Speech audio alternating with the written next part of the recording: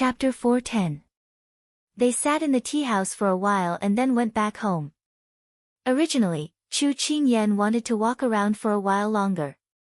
Unfortunately, those young ladies who knew about Yi Lingfeng's return surrounded their table, making it hard for them to advance or retreat. If they continued to walk around, they could imagine how chaotic the journey would be. In the end, everyone decided to return.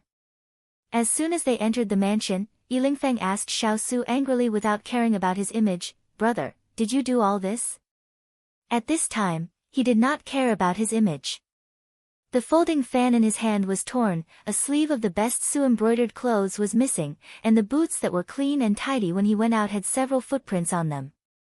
Without looking in the mirror, he could imagine that his hair was like a chicken's nest. Young Master Yi, who had been wandering in the flower world for so many years, had never been so down and out like today. Along the way, many people looked at him and laughed, but no one thought that he was Yi Lingfeng, who was famous in the capital for his handsome appearance. Today, he had lost a lot of face. "I don't understand what you're talking about." His voice rose at the end, indicating that he was in a good mood. Yi Lingfeng took a deep breath and chanted several times in his heart, "Don't be angry." Then, he brushed the hair that was scattered in front of his forehead and roared calmly, "You bastard, tell me the truth. Did you reveal my whereabouts? I just stepped into the capital and someone followed me, saying that no one deliberately spread the news. I don't believe it. And who else knows about my return except for you?" It had to be said that someone who could make the self-proclaimed gentle and elegant young Master Yi so angry had crossed his bottom line. But would Xiao Su care? No, he was happy to see it happen. So what if it was me? Xiao Su sat down in the middle of the hall. He was dressed in a black robe with golden edges of maple leaves. His every movement was leisurely, without the slightest trace of regret. "Xiao Su, you are haggling over every little thing. I just schemed against you once, why are you so serious?" Xiao Su's unhurried voice made Yi Tianyun jump up and down, not caring about his image at all. "I'm just haggling over every penny. You don't have to take it seriously." Xiao Su successfully provoked Yi Lingfeng again by talking about rich girls. Compared to his good friend's unbridled elegance, he himself was down and out. He was worse than a beggar in the corner. Yi Lingfeng felt his anger burn, but he couldn't do anything to him. He could only sigh and go down to change his clothes. He couldn't parade around in such tattered clothes. If he wanted to settle the score, there was plenty of time. Yi Lingfeng left angrily. When he passed by Du Guqing, he heard her gritting her teeth and adding insult to his injury. "Serves you right. You reap what you sow." He clenched his fists and left without saying a word. Chu Qingyan, who had watched Yi Lingfeng explode, could not help but give her big iceberg a thumbs up. She said generously, "Well done." Xiao Su raised his eyebrows, accepting her praise. Without Yi Lingfeng, Du Guqing felt bored and left. Father Chu carried the pastries he bought along the way to share them with his wife. Only Xiao Su, Chu Qingyan, and Turan Huling were left in the hall. The atmosphere of laughter faded away. Chu Qingyan sat on the side, holding a teacup in her hand. Her expression was a bit distant. Although they left in a hurry today and some accidents happened on the way, they still collected a lot of information. One was that Jiang country's emperor invited a senior monk to recite scriptures in the palace. The meaning was unclear. Another was that Jiang country's palace was infiltrated by an assassin a few days ago. The assassin's whereabouts were still unknown. Another was that Jiang country's third princess did not step out of the palace gate for a year and a half. It was as if she had disappeared. There were many suspicious points about the annulment of the engagement. Although these three matters sounded insignificant, for this impregnable Jiang country's imperial capital, these matters were already rare clues. Clues? They were not here to solve the case. Instead, they wanted to find out the information they wanted from a secure place. They had to find a breakthrough, and then unravel it bit by bit. It was only a rumor that the ice crystal flower was in Jiang country's imperial palace. However, They wanted to confirm whether Jiang country's emperor really had the ice crystal flower. In Jiang country, except for Yi Lingfeng, they were isolated and helpless. Everything in Jiang country was strange to them. Master, our people have started to take action. Now the focus is on brothels, tea houses, and casinos. Let's see if we can find out any information about the ice crystal flower from these places. Turan stood in front of his master and said seriously. Jiang country used the blue impatiens as its national flower, so the people preferred blue. Then, they brought this hobby into their daily lives. For example, blue decorations, blue clothes, and blue buildings were everywhere. When in Rome, do as the Romans do. In order to better blend into Jiang country's imperial capital and make it easier for them to gather information, Turan was wearing a blue ice silk robe. His usual serious expression seemed to have added some youthful vigor to it. On the other hand, Huling was wearing a light blue calamus-patterned robe. His usual smiling face had faded away from his usual lively temperament. He added, "We don't have a topographic map of Jiang country's imperial palace. It's not good to rashly investigate at night. This subordinate has asked young Master Yi to help us to see if we can get a map. This subordinate plans to search the imperial palace when the time is right. It would be best if we can find the ice crystal flower. If not, we will cross off the imperial palace as our target." Huling and Turan's plan was also to prepare for a rainy day. One focused on investigating the imperial capital, while the other focused on the imperial palace. The ice crystal flower was a rare medicinal herb. It had been extinct for decades. Its most recent whereabouts was in Jiang country's imperial palace. No matter what, they would not let go of any suspicious clues. What if the ice crystal flower is not in Jiang country's imperial capital? Although she did not want to say this hypothesis, it was better to be safe than sorry. Turan and Huling were silent. They had also considered this possibility. Water Spirit has already asked Shaolai Cavalry to search the various countries. If there is any news, they will send it over. Xiao Su knew her worries. However, it was hard to say whether this method of searching for a needle in a haystack would succeed. Not wanting the big ice cube to be affected by her emotions, Chu Qingyan forced a smile and said, "Don't be afraid. Shaolai Cavalry is so powerful.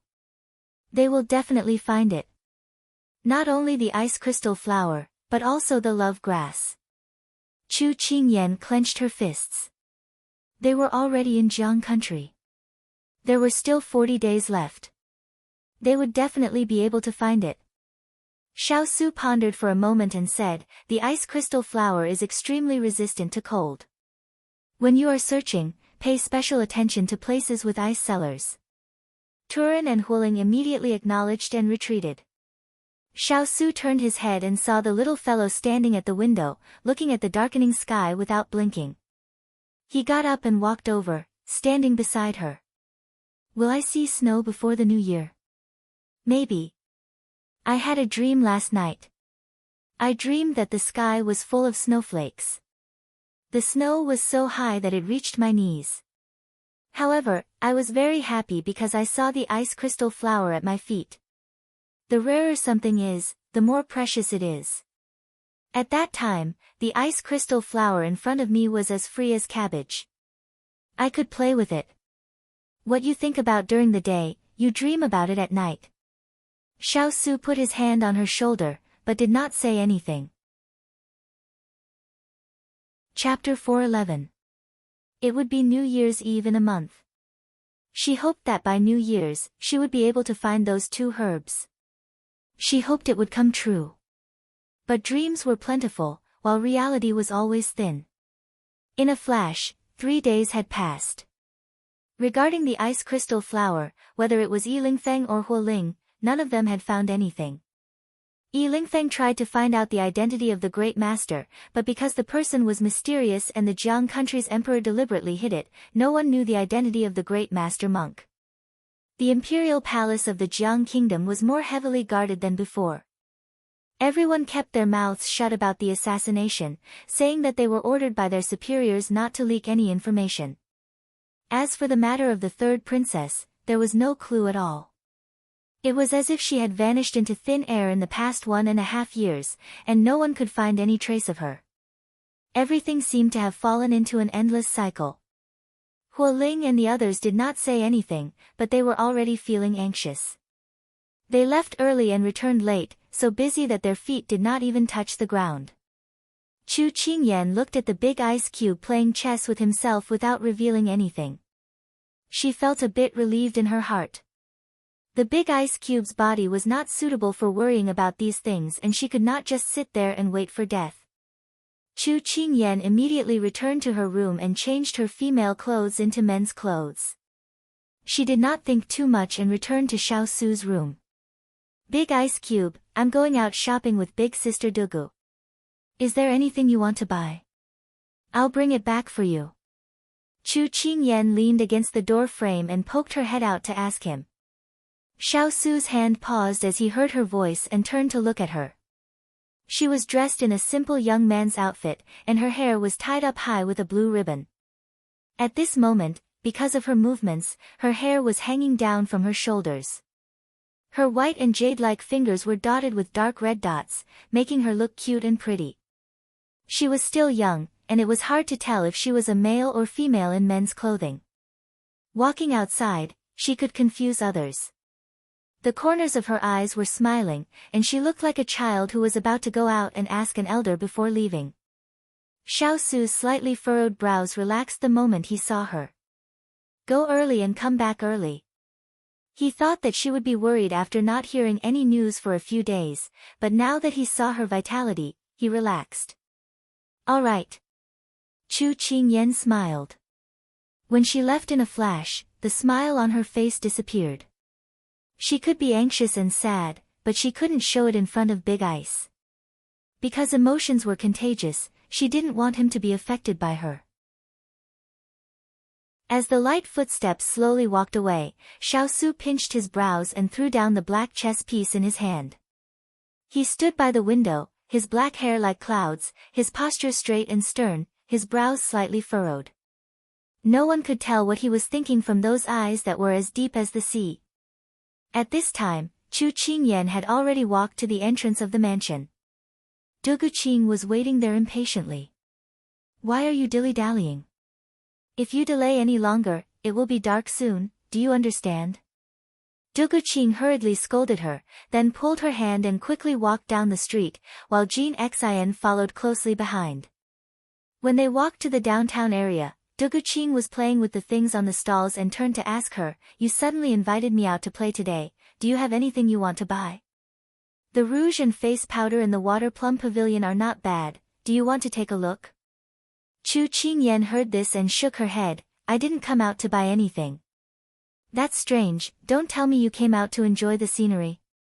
Dugu Qing put down the things in her hand and walked to her, if you want to enjoy the scenery, you shouldn't go to Wanjing Market, but to the West City.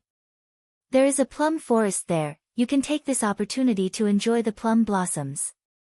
No, I also didn't come here to enjoy the scenery, I want to go to a crowded place and listen to the gossip of the people. Chu Qingyan showed 8 standard teeth, and gave a flattering smile to the black-faced Dugu Qing in front of her. Dugu Qing held her forehead, I thought you came out to play, I didn't know you had this idea. Forget it, I'll be a good person to the end, and help the Buddha to the west. Come with me, I know there is a gathering place for gossip here, but, Chu Qingyan was happy to see her agree, but made her tremble, but what? Dugu Qing revealed a sly smile, your little heart must be able to take it. Chu Qingyan shrugged, showing that she was not stressed at all. Before going to the gathering place for gossip, Dugu Qing took Chu Qingyan to a ready-made clothing store, changed into men's clothes, and then set off. Sister Dugu, I found that you look pretty good in men's clothes. Chu Qingyan looked at the person in front of her. A green jade pendant was tied around her waist, and her hair was tied up with a white jade hairpin. Her skin was fair and clean, and there was a hint of vermilion on her lips. She was different from her usual bright and beautiful appearance, and more charming. Dugu Qing turned slightly when she heard this, and the sapphire blue corset skirt she was wearing drew a beautiful arc at her feet. She raised her index finger and tapped her chin, smiling contentedly. Actually, I look quite similar to my younger brother when I wear men's clothes. Little Qing Yan, do you know that I have a twin brother? He's quite good looking, I'll introduce you to him if there's a chance. Chu Qingyan did not expect that she had a twin brother, and could not help but nod, okay. But who would have thought that by the time they met, they would already be strangers? It's getting late, let's set off. Duguqing pulled her towards the crowd. Later, don't call me sister, call me brother. As for you, you're my younger brother, so you'll be called Dugu Tian. I'll lend you his name for the time being. Speaking of him, I kind of miss him. I don't know where that brat went. Duguqing nagged along the way. Dugu Tian? Did the combination of the siblings' names mean Qing Tian? Chu Qingyan's lips curved. They must be a pair of siblings who had a good relationship. When Duguqing brought Chu Qingyan to stand in front of a building, Chu Qingyan looked at the words on the signboard, and resisted the urge to twitch her eyes. This is... She pointed at the building, somewhat in disbelief. Duguqing smiled, and said in a normal manner, a gathering place for gossip. The moment she finished speaking, the women who heard the commotion stood on the second floor, waving their handkerchiefs at them. Two young masters, come and have a drink, we have the best wine here. Do you want to listen to a little song? I guarantee that you'll come with worries and leave with no worries. Chu Qingyan put down her hand, and her eyes swept over the male guests coming in and out. The astonishment on her face was immediately replaced by a smile, and she did not show the slightest bit of stage fright. It had to be said that this was indeed a gathering place for gossip. Duguqing originally thought that she would back out, but she did not expect her to adapt so well. She could not help but shrug, then let's go in. Chu Qingyan nodded, and before she took a step, she suddenly said to the person beside her, I realized that you and Yilingfeng actually have some similarities, such as this. Her voice trailed off, with a hint of a smile. Duguqing's face darkened.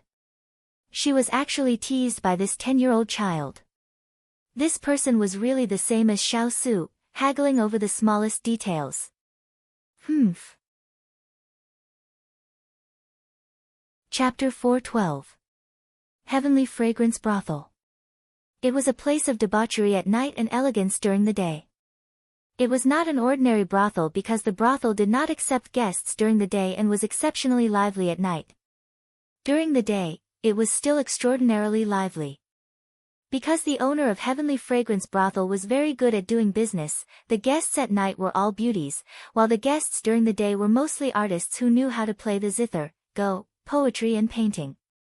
If you thought that the people who came here during the day were all young talents, then you were wrong. Some rich people, or peddlers, also liked to experience this kind of cultured life. Scholars, merchants, commoners, officials, there were only people that you could not imagine, there was no one that you could not see. When Chu Qingyan and Duguqing stepped into Heavenly Fragrance Brothel, a nanny who was in charge came up. She first bowed to them, then smiled and said, do the two of you want to listen to the zither, watch the dance, or play chess? Guests, please feel free to tell us, we guarantee that you will be satisfied here. Chu Qingyan glanced at the hall downstairs. It was a red building, and the walls were hung with either ink paintings or zither and flute. Between the first floor and the second floor, there was a sky building, and the rooms were separated. There were tables and chairs, but no doors. If one wanted to avoid suspicion, they could roll up the curtains and close them. It was just past noon, and there were already many people sitting downstairs and in the sky building. Some were dressed in luxurious clothes, and some were dressed in official robes. Although they were of different statuses, there was a graceful woman by their side. These women did not have the aura of a prostitute, but rather looked very much like a young lady from a wealthy family. They were full of jade and delicate makeup. Some were grinding ink, some were playing chess, some were playing the zither, and some were dancing. At first glance, it really looked like a place filled with the fragrance of books. We will just sit on the first floor. I want two ladies who are good at grinding ink, not too quiet. It would be better if they can accompany us brothers to talk and relieve our boredom. Duguqing was like a regular customer, and did not choose from the nanny, but directly ordered. Just as Chu Qingyan was sizing up the heavenly fragrance restaurant, the granny was also sizing up the two of them without revealing anything. The people who worked in this kind of place all had a pair of discerning eyes. They didn't care if the person was male or female, old or young, as long as they could afford it, they would accept it. The two of them were dressed in extraordinary clothes, and their every movement carried the demeanor of an aristocratic family. Even the guards behind them, although young, had an aura that couldn't be ignored. The mama had a plan in mind and agreed to Duguqing's request with a smile. Good, good, good. 2 young masters, this way please. Our young lady will be here soon. As she spoke, she signaled with her eyes for a servant girl to lead the two to their seats. Chu Qingyan stopped looking around and followed behind Duguqing. Since she was familiar with this place, she just had to follow her closely. Not long after he sat down, 2 delicate and pretty ladies walked over. One of them was holding a piece of paper, while the other was holding a brush and an inkstone. If it was any other place, one would really think that they were the maids of a prestigious family. Ing Mo greets the 2 young masters. The lady dressed in light green bowed with a faint smile. Ing Yen greets the 2 young masters. The lady dressed in light yellow bowed with a faint smile. Chu Qingyan looked at the 2 of them without saying anything. From their voices, she could tell that they were lively women. They weren't bashful or delicate. You don't have to be so formal. Grind the ink. Duguqing didn't stand on ceremony and directly ordered. After that, she whispered to Chu Qingyan, in this kind of place, the more polite you are to them, the more it means that you are a newcomer and don't know the rules. Later, they will trick you. Chu Qingyan rolled her eyes, indicating that she understood. Although she didn't know what kind of trick she would be tricked in this place, since Duguqing said so, she would do as she was told. How should I address the 2 young masters? Ing Mo put the plate on the table and took out an inkstone while asking. I'm Dugu Tian. This is my brother, Duguqing. Chu Qingyan said naturally and generously. Duguqing nodded secretly. Good. Ing Yen spread the rice paper and then turned to ask, are the 2 young masters here to read poems and write couplets? Yes. Chu Qingyan's eyes began to pay attention to the people around and said perfunctorily. Duguqing knew what she was thinking. When she picked up the brush, she said to Ing Yen and Ing Mo, my brother just finished the private school. I guess he doesn't want to write now. One of you can talk with him. Ing Yen and Ing Mo nodded with a smile. Chu Qingyan held her chin with one hand and watched Duguqing write. She asked casually, did anything interesting happen in the street recently? Tell me about it. After listening to the teachers nagging for a day, my ears are going to grow calluses. Ing Yen was standing by the side. When he heard Chu Qingyan's words, he thought for a moment and said, it's very quiet outside, and it seems like nothing big has happened. However, we heard quite a few interesting things in the Heaven Fragrance Inn. Oh. Chu Qingyan pretended to be surprised. She took out a silver ingot from her pocket and put it on the table. She looked like a young master who didn't know much about the world. She said with a smile, if you can tell me something that makes me feel comfortable, I'll give you a lot of silver. Just now, the mama told them that these 2 young masters were rich and noble. She asked them to treat them well.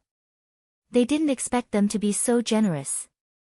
Ing Yen and Ing Mo immediately responded with an alas. Ing Yen picked out a rumor from these days and said, young Master Tian, do you know that official Yang divorced his wife a few days ago? Official Yang? Chu Qingyan was puzzled. Why did he suddenly divorce his wife? Looking at her, she knew that she had never heard of it. Ing Yen said, official Yang is the Minister of War of our Jiang Kingdom. I heard that a few days ago, he took his family to the Buddhist temple to participate in the sacrifice. Mrs. Yang said to her daughter that a girl should know her place and not be willful like other princesses. She lost her marriage and her face, so she didn't dare to come out for a long time. I don't know how this matter got out. Official Yang was fined half a year's salary and demoted by 1 rank. Then, Official Yang went home and wrote a letter to divorce Mrs. Yang. Chu Qingyan sighed inwardly. This Jiang Kingdom's emperor really doted on this third princess. He didn't even allow others to gossip about her, but it was difficult to stop everyone from talking. She could only say that this was the pitiful love of a parent. However, Ying Yan brought out the information she wanted to inquire about. Of all the things Mistress Yang could have said, she just had to talk about the third princess. She really reaped what she sowed. Chu Qingyan sighed and went straight to the point. Then have you heard why the third princess broke off the engagement? I've always heard rumors, but I don't know what happened. Do you know the inside story? Ying Yan thought for a while. I heard about it last year, but I don't know whether it's true or not. Chu Qingyan couldn't help but say, Miss Ying Yan, please tell me. Chapter 413. Ying Yan thought that this matter had been discussed thousands of times, so she did not avoid it. She said calmly, the third princess broke off the engagement in the early summer of last year. At that time, the third princess's wedding sedan had already arrived at the Tang mansion. They were about to perform the wedding ceremony, but the third princess was thinking about something at that time. No matter how the matron of honor indicated, she did not bow to heaven and earth. Just when everyone was wondering, the third princess suddenly opened her mouth and seemed to ask if second young Master Tang really wanted to marry her. Hearing this, Chu Qingyan could not help but be puzzled. Wasn't it too strange to ask the groom at such a crucial time? Did something happen before the wedding ceremony? It had to be said that Chu Qingyan was sensitive. She did receive a message before Jiang Yunyao performed the wedding ceremony, and this message led to her sudden decision. Then what happened? Du Guqing, who was writing, immediately asked. Chu Qingyan felt that people were always gossipy when it came to such matters between men and women. For example, Du Guqing, who was in front of her, pricked up her ears while writing, but she was also curious. Later, I don't know what second young Master Tang said, but the third princess lifted the veil and ordered people to stop the marriage on the spot. Then she said to second young Master Tang that the 9-day sweet dew was my gift for breaking off the engagement. Finally, she apologized to the 2 elders of the Tang family and returned to the imperial palace with the palace maids and bodyguards. What a straightforward woman. As a woman, Du Guqing could not help but praise. 9-day sweet dew. Chu Qingyan, who had been listening carefully, caught the words. She felt that the third princess suddenly mentioned this thing at that time, so it must be very important. Otherwise, she could have said gold, silver, jewelry, or silk. Why did she only mention this thing? It sounded like the name of a medicine. Seeing Chu Qingyan repeat these words, Ying Mo, who was grinding the ink, explained, this 9-day sweet dew is a very precious pill. I heard that third young Miss Tang has a very serious illness, and the doctor once said that this illness cannot be cured without the 9-day sweet dew. Presumably, the third princess felt guilty for breaking off the engagement, so she used the 9-day sweet dew as an apology gift. A marriage in exchange for a life. It sounds quite worth it. Du Guqing stopped writing and nodded. The third princess is a kind person, and the people of the Jiang Kingdom have received many favors from her. Although the third princess broke off the engagement, in our hearts, she is still a good princess who loves her people as her children. Ying Mo. However, Chu Qingyan shook her head in her heart. This matter was not that simple. How could a princess who had broken off her engagement say such things so rationally? She must have made the decision after hearing second young Master Tang's words. Chu Qingyan really wanted to know what second young Master Tang had said at that time. Moreover, the 9 days dew was the key to breaking off the engagement. Otherwise, she would not have coincidentally delivered it to third young Mistress Tang when she was lacking it. If Jiang Yunyao knew what Chu Qingyan was thinking, she would probably give her a thumbs up. However, many people speculate that it was second young Master Tang who let third princess down. Ying Mo placed the paper that Du Guqing had written on the table and replaced it with new paper before continuing. Why? Chu Qingyan's hand that was holding the teacup paused, and she looked at her with wide eyes. Seeing that she was fascinated, Mo said, because after this matter, second young Master Tang locked himself in his room for 3 days and 3 nights. When he came out, he was very haggard. When his friends mentioned this matter, he said that it had nothing to do with the third princess and that it was not her fault. Later, he also forbade others to talk about this matter. So many people said that second young Master Tang was arrogant. If second young Master Tang did not have a guilty conscience, why would he do this? Hearing Mo's explanation, Chu Qingyan was even more certain that there was something fishy about this matter.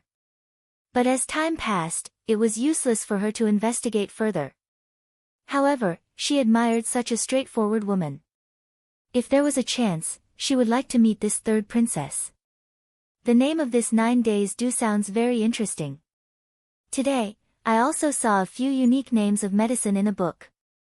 Let me test you. Do you know what they are? Chu Qingyan did not waste her breath on this matter of breaking off the engagement. Instead, she took the opportunity to draw out Duan Qing's purpose. Du Guqing glanced at Chu Qingyan. This little Qingyan was quite smart. She knew how to throw a brick to attract jade. This little girl does not know many names of medicine, but there is no harm in asking young Master Tian. Perhaps you will hit the jackpot. Yan's words were pleasing. Coupled with the mischievous smile on his face, it made people feel comfortable getting along with him. Chu Qingyan secretly nodded. The girls cultivated by this heavenly fragrance brothel were really different from the girls of other brothels. Good. If you know, this young master will reward you handsomely. Chu Qingyan did not mind playing the role of a rich second generation. She had not experienced it before, but now she was satisfied. Yan and Mo nodded even more seriously. It was rare to meet a young master who squandered money like dirt. Have you heard of mugwort leaves? Chu Qingyan started from the simplest and progressed step by step. Only then would it not be too abrupt. Mo knows mugwort leaves. In summer, when the flowers have not yet bloomed, the leaves are plucked and dried. It can stop bleeding and treat typhoid. Mo spoke clearly and logically. Chu Qingyan nodded in appreciation. These girls had indeed been trained. They were involved in many aspects. What about plantain grass? Chu Qingyan continued to ask. A few days ago, this little girl saw big sister Yan taking plantain grass. She said that this herb has the effect of dispelling phlegm and suppressing coughs. Is Yan right? Yan was not to be outdone. You are all right. These are your rewards. Chu Qingyan took out 2 ingots of silver from her sleeve and placed them in their hands. Yan and Mo had never seen so much silver. They immediately bowed and thanked her. This little brother of mine has a strange hobby. If someone makes him happy, he likes to reward them. Du Guqing shook her head helplessly. When the two heard Chu Qingyan's words, they were very excited. They hoped that Chu Qingyan would ask a few more questions. This was more than what they could get by serving people for half a year. The thoughts on their faces were exactly what Chu Qingyan wanted. You are too smart. Let me think of a difficult one. She pretended to ponder for a moment and then said, that's right. In this world, there is a kind of herb called ice crystal flower. Have you heard of it? Ice crystal flower. Yan and Mo looked at each other. They were a little confused. Chu Qingyan did not plan to get any information from them immediately. Since this was a place where all sorts of people would gather, she might as well bribe them with money. They would definitely think of ways to find out more information about the ice crystal flower. The ladies of the wind, flower, snow, and moon pavilion naturally had their own methods and information network. They might even be able to get the information faster than Huoling and the others. When Chu Qingyan was about to open her mouth, there was a sudden commotion from the side. She subconsciously turned her head and unexpectedly met a pair of charming phoenix eyes. Chapter 4:14. Where did such a handsome gongzi come from? If I can get his attention, I can die without regrets. He looked at me, I fainted. Chu Qingyan listened to those chattering voices and felt helpless. Why did this person always appear with the special effect of, I'm a disaster because of my good looks? He's coming towards us. Ing Mo whispered excitedly. Chu Qingyan looked helplessly at the person strolling over. She really didn't want to say the same thing to those people who pretended to meet Yilingfeng. Unfortunately, he was already here. She couldn't just turn a blind eye to him, right? What a coincidence, Dongting. She sighed inwardly, then lazily raised her smile. It seems like you don't welcome this gongzi very much. The person who came was Higashio Motetsu, dressed in a flirtatious purple robe. The collar of his brocade robe had a circle of high-quality fox fur, which made his lips red and teeth white. He was tall and slender. He slightly bent over, approaching her with a smile that was somewhat unsightly.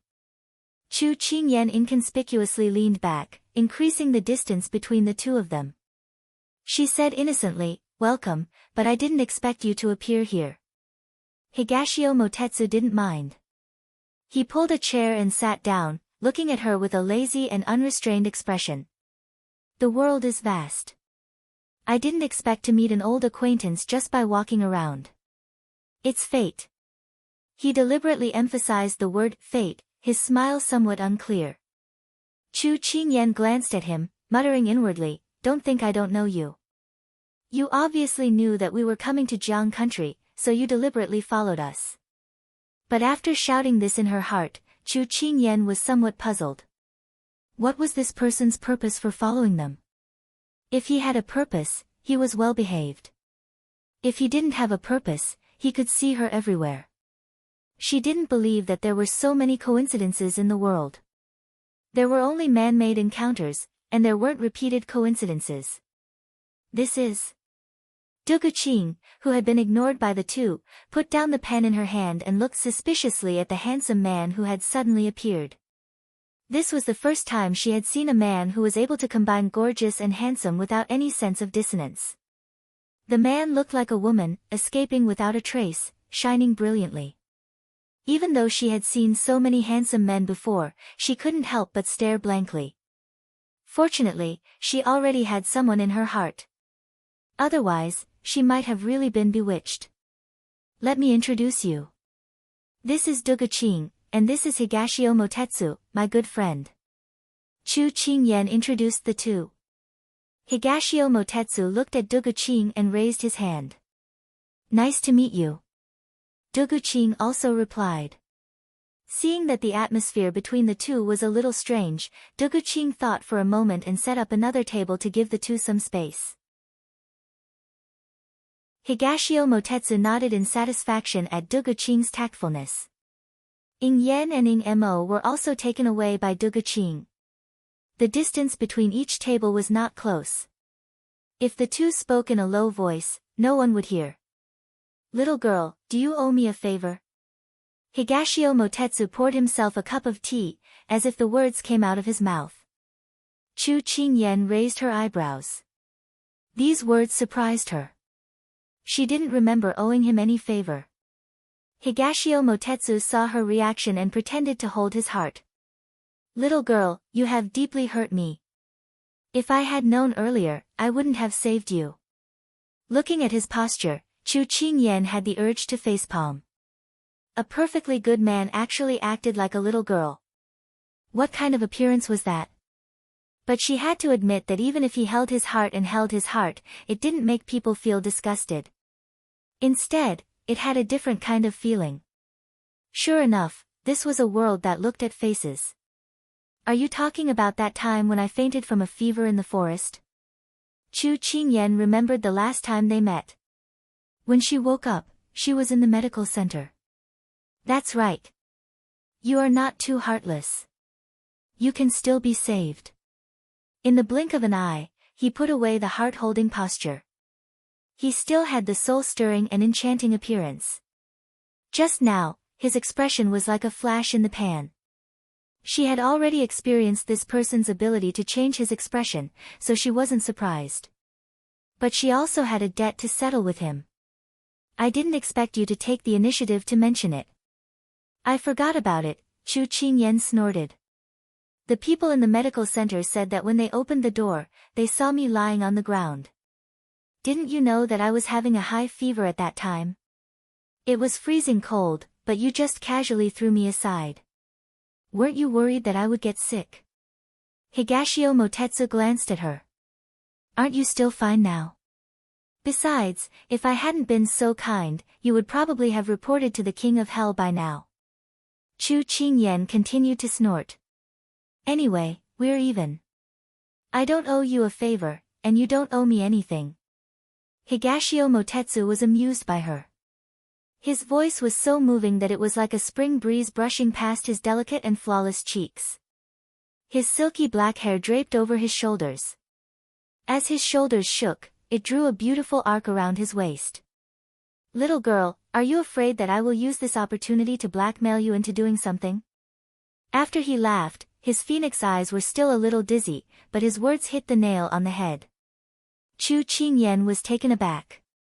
She did not expect him to be so straightforward. She tapped her finger on the teacup and twirled it around on the table. A faint smile appeared on her exquisite face as she said, "There are some things that you should know in your heart. Why should you say it out loud?" He originally wanted to see the little girl's expression change, but he didn't expect her to admit it directly. Higashio Motetsu picked up the teacup to hide the surprise on his face. After clearing his throat, he said, "It's true that heroes come from generation to generation. I can't win against you." As soon as he finished speaking, he changed the topic. According to the schedule, you arrived at the capital of Jiang Kingdom nearly half a month later. It's obvious that you encountered some trouble. The topic just now stopped and they didn't mention it again. Both of them had a tacit understanding. We did encounter some trouble, but it's all in the past. Chu Qingyan continued circling the table, thinking about how to make Yen and Imo not suspect her and willingly help her inquire about the news. Have you found those two things? Higashio Motetsu saw that she didn't seem to want to talk about what happened on the way, so he didn't force her. Anyway, he had already guessed most of it. She had mentioned the ice crystal flower and the love grass to him before. She wasn't surprised that he asked about it now. Is there any more? There's no news at all. Chu Qingyan shook her head, looking a little helpless. Those two things are rare in the world. If you want to know their whereabouts, I'm afraid you have to take some unusual paths to find some clues. Higashio Motetsu said slowly. The fingers circling the table paused. Chu Qingyan immediately raised her head and looked at him intently. You have a way. Higashio Motetsu tapped the table with his fingers. Seeing her looking at him nervously, he suddenly smiled and leaned closer to her. Little girl, beg me. Chapter 4:15. Little girl, beg me. When Chu Qingyan heard this, she had the urge to smash his head open with a hammer. That was enough. Chu Qingyan turned her head away and missed his breath. Dongting, stop fooling around. Stop fooling around? Was she treating him like a child? Higashio Motetsu's eyes twitched, but his tone was good as he said, if you beg me, maybe I'll tell you when I'm happy. Chu Qingyan's lips curved into a creepy smile. You wish. Higashio Motetsu saw her reaction and narrowed his eyes.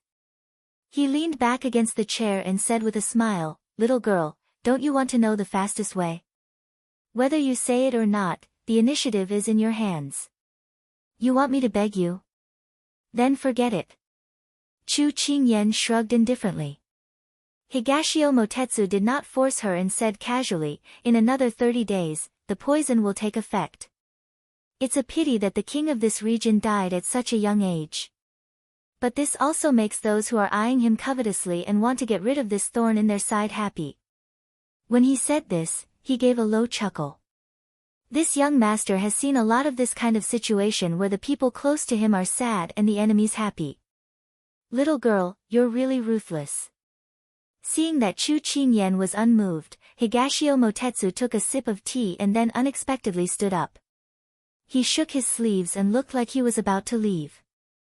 Little girl, this tea is not bad. Consider it as repayment for saving my life. It's getting late, this young master should go back.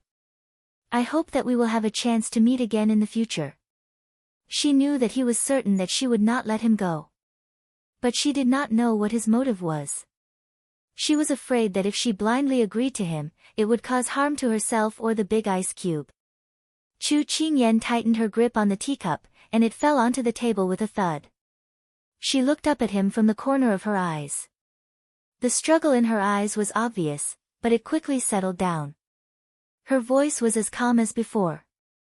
What conditions do you have? Higashio Motetsu wasn't surprised when he saw her relaxed expression. He knew that she was willing to do anything for Xiaosu. On that rainy night, he had already seen how fearless she was. It was hard for him to imagine that a little girl could have so much courage when she exploded. As a result, his heart was somewhat unconvinced. Why would such a cold person like Xiaosu have such a woman to sacrifice for him? Suddenly, he felt somewhat indignant. However, this was just an occasional emotion, and he didn't pay much attention to it. Especially when he found out that she had appeared at Heavenly Fragrance House, a touch of joy surfaced in his heart. He couldn't wait to see her. He liked to see her being bullied by him until she was deflated, but she didn't dare to speak up. Higashio Motetsu moved and sat down again. He poured himself a cup of tea, but he wasn't in a hurry to drink it. Instead, he looked up and looked at her magnanimously. Little girl, don't think of this young master so badly. I was just teasing you earlier. Chu Qingyan rolled her eyes at him. You're so playful. He raised his eyebrows and smiled. If I really asked you to exchange conditions with this young master, would you agree? Knowing that he was really joking earlier, Chu Qingyan's heart heaved a sigh of relief. Seeing that he was teasing her, she didn't take it to heart. That depends on what conditions.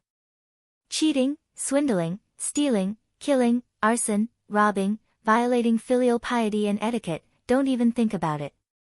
She really was a little girl with strong principles. She killed all the unstable elements in one fell swoop. Higashio Motetsu didn't say much either. He raised his hand and tapped the tea in the cup, then wrote on the table. Chu Qingyan leaned over and saw the words that appeared on the table. She softly read, Underground Blue Manor. She looked at the person beside her in confusion. What is this place? Higashio Motetsu smiled. His index finger and thumb rested on his cheek as he slowly said, Underground Blue Manor, this is the underground city of Jiang country's trade. It's not bound by any imperial authority, and there's no distinction between good and evil. It's a mysterious organization hidden among the common people. Similar to a black market trade? Chu Qingyan asked thoughtfully. That's about the same thing. Every country has a trade city like this. They hide underground, and every operation is very secretive. No one knows where they are located or who the participants are. Those who can receive an invitation are not all rich and noble people. They don't limit their status. As long as you have rare treasures or unique skills that others don't have, you have a chance to ask for an invitation. Every time, the participants will know the approximate location of the event within an hour before the event begins. Higashio Motetsu patiently explained.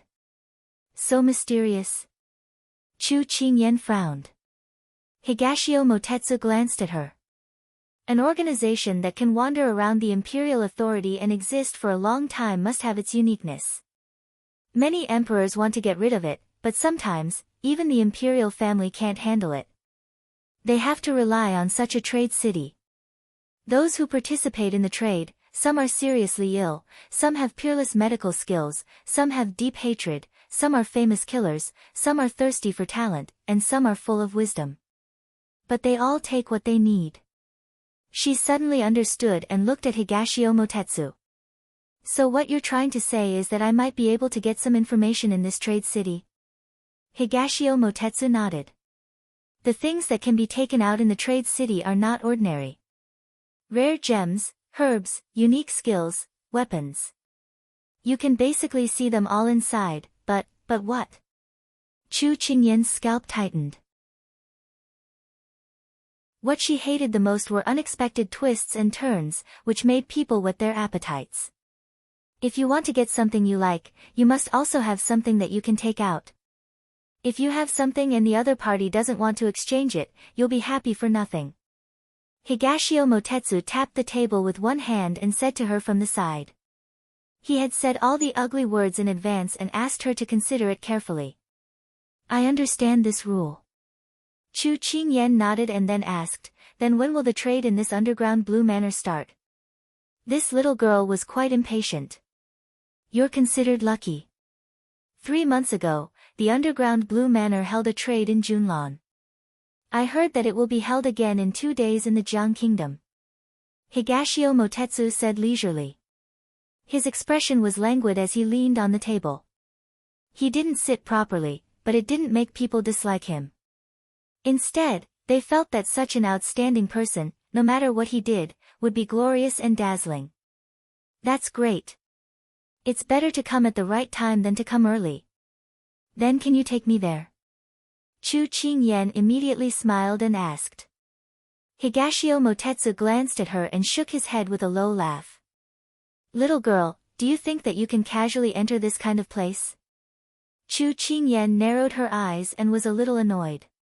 If I can't enter, then why are you still talking so much nonsense with me? Higashio Motetsu saw that she was about to explode again and couldn't help but laugh. I said that you can't casually enter, but I didn't say that this young master can't enter. Chapter 4:16. He's keeping me in suspense again. He's really making me anxious to death. Chu Qingyan despised him in her heart, then said to him in a flattering tone, then may I ask young master, what method do you have to enter?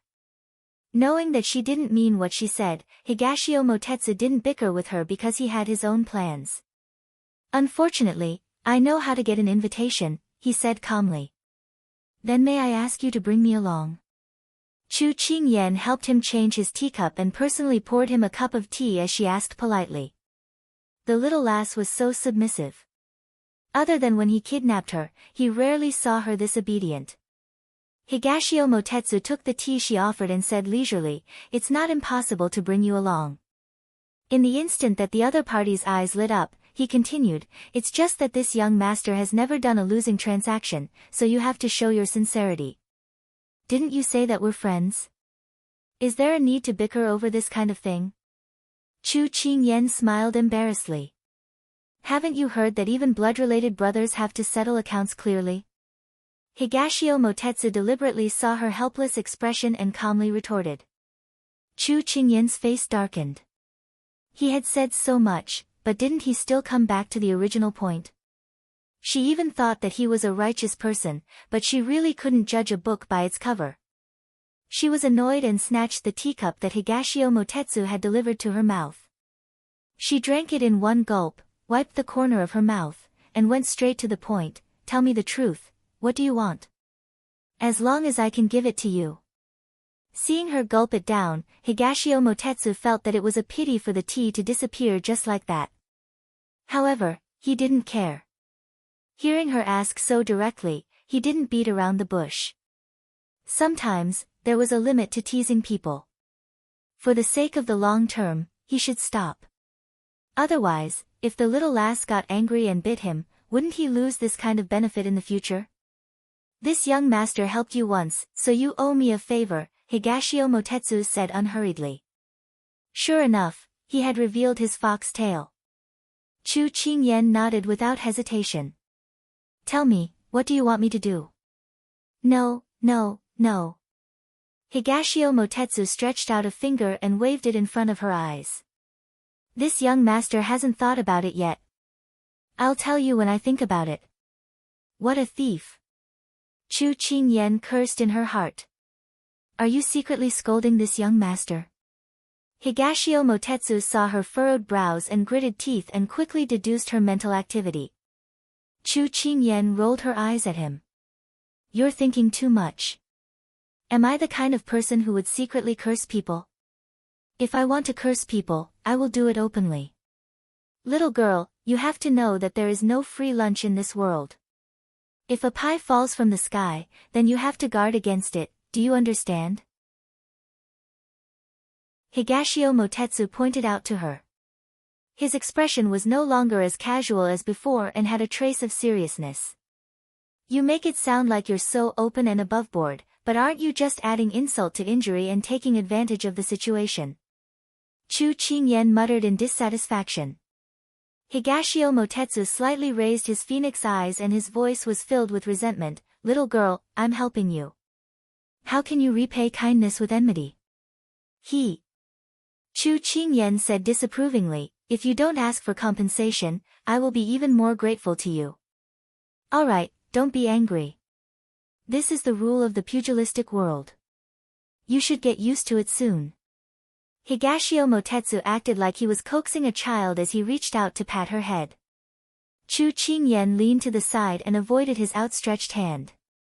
She said with a serious expression, men and women should not touch each other. Don't get touchy. Higashio Motetsu's eyes narrowed. This little fellow really knew how to treat people differently. She did not treat Xiao Su as an outsider. He knew that she was on guard against him and he did have his own plans. However, he was only interested in this little girl for a while. When he was tired of her, he would not have such thoughts. Chu Qingyan raised her head and saw him leaning against the back of the chair with a faint smile. His eyes were faint and distant. She thought that he was thinking about something again and did not think too much about it. And she told Yan Ingma what she wanted them to do, and then took Duguqing back. So fast. Don't you have something to do? Because Higashio Motetsu was present, Duguqing asked vaguely. No need. Let's go back. Although she did not find out anything, she still gained something from this trip. At this time, she did not have any intention to stay. Duguqing did not ask anything else. She nodded to Higashio Motetsu and followed Chu Qingyan to leave. Watching Chu Qingyan's figure disappear at the door, Higashio Motetsu picked up his cup and slowly drank. The granny who had served Chu Qingyan and Duguqing earlier walked over. Her expression was no longer as eager and fawning as before. Instead, it was filled with respect. Young palace master, since you're going to the Blue Manor to help that person search for something, why don't you let Yan Ingma tell her where it is? The mama asked in confusion. I was going to make a trip to the Blue Manor. It's a little boring to be alone, so I brought her along to relieve my boredom. Besides, do I look like a kind person? Higashio Motetsu smiled mysteriously. He was afraid that Chu Qingyan, who had walked out, did not know that this heavenly fragrance house was his property. However, he liked the feeling of having everything under control. At this time, Chu Qingyan and Duguqing were on their way back. Why did you leave before we found out the whereabouts of the ice crystal flower? After leaving the heavenly fragrance house, Duguqing did not have any scruples and asked the question in her heart. Chu Qingyan was still thinking about what happened just now. When she heard her question, she replied, it seems that we can't find out its whereabouts at the moment. She paused and suddenly said, Sister Dugu, do you know about the existence of the underground Blue Manor? Duguqing was a little surprised to hear these words. Why are you suddenly asking this? Was it that Higashio Motetsu who told you just now? Chu Qingyan did not hide anything from her and told her what Higashio Motetsu had told her. Duguqing nodded her head in understanding. He's right. This Blue Manor is very mysterious. If you want to find out more information, that place is indeed a good place.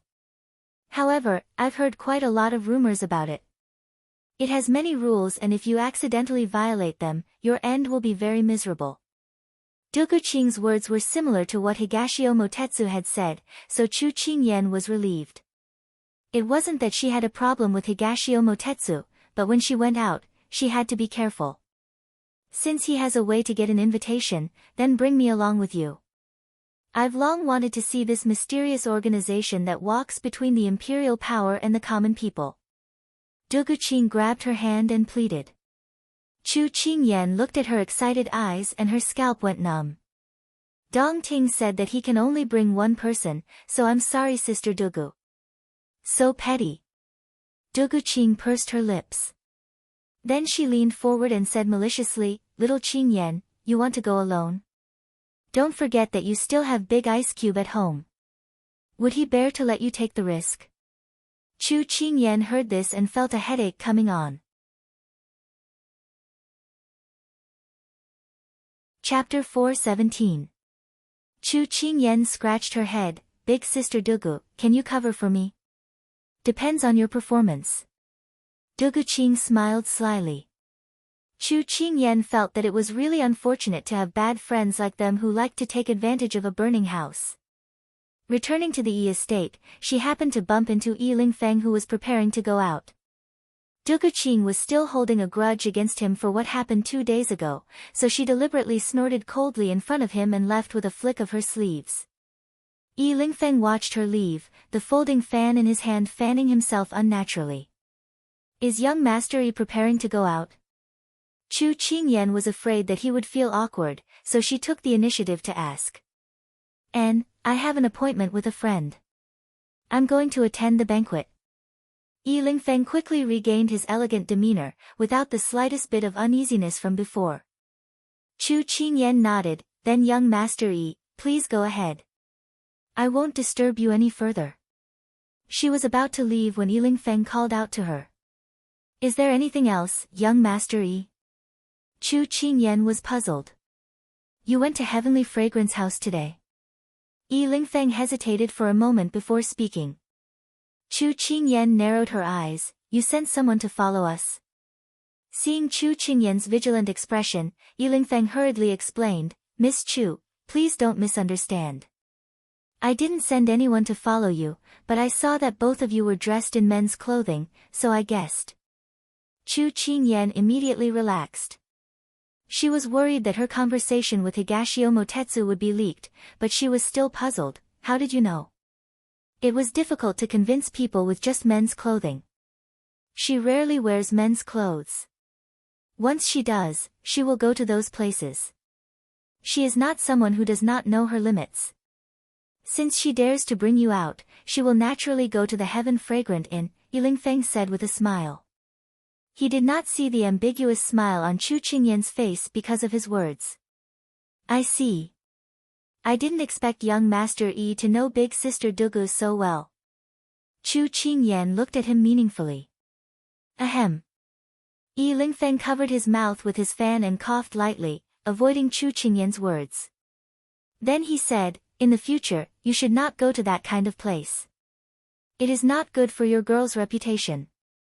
Chu Qingyan had already planned to leave, but since Yi Tianyun had brought up the topic, she did not want to let it go. We are going there for business, but since young Master Yi is so kind, why don't you tell Sister Dugu about it yourself? I think she will be very happy.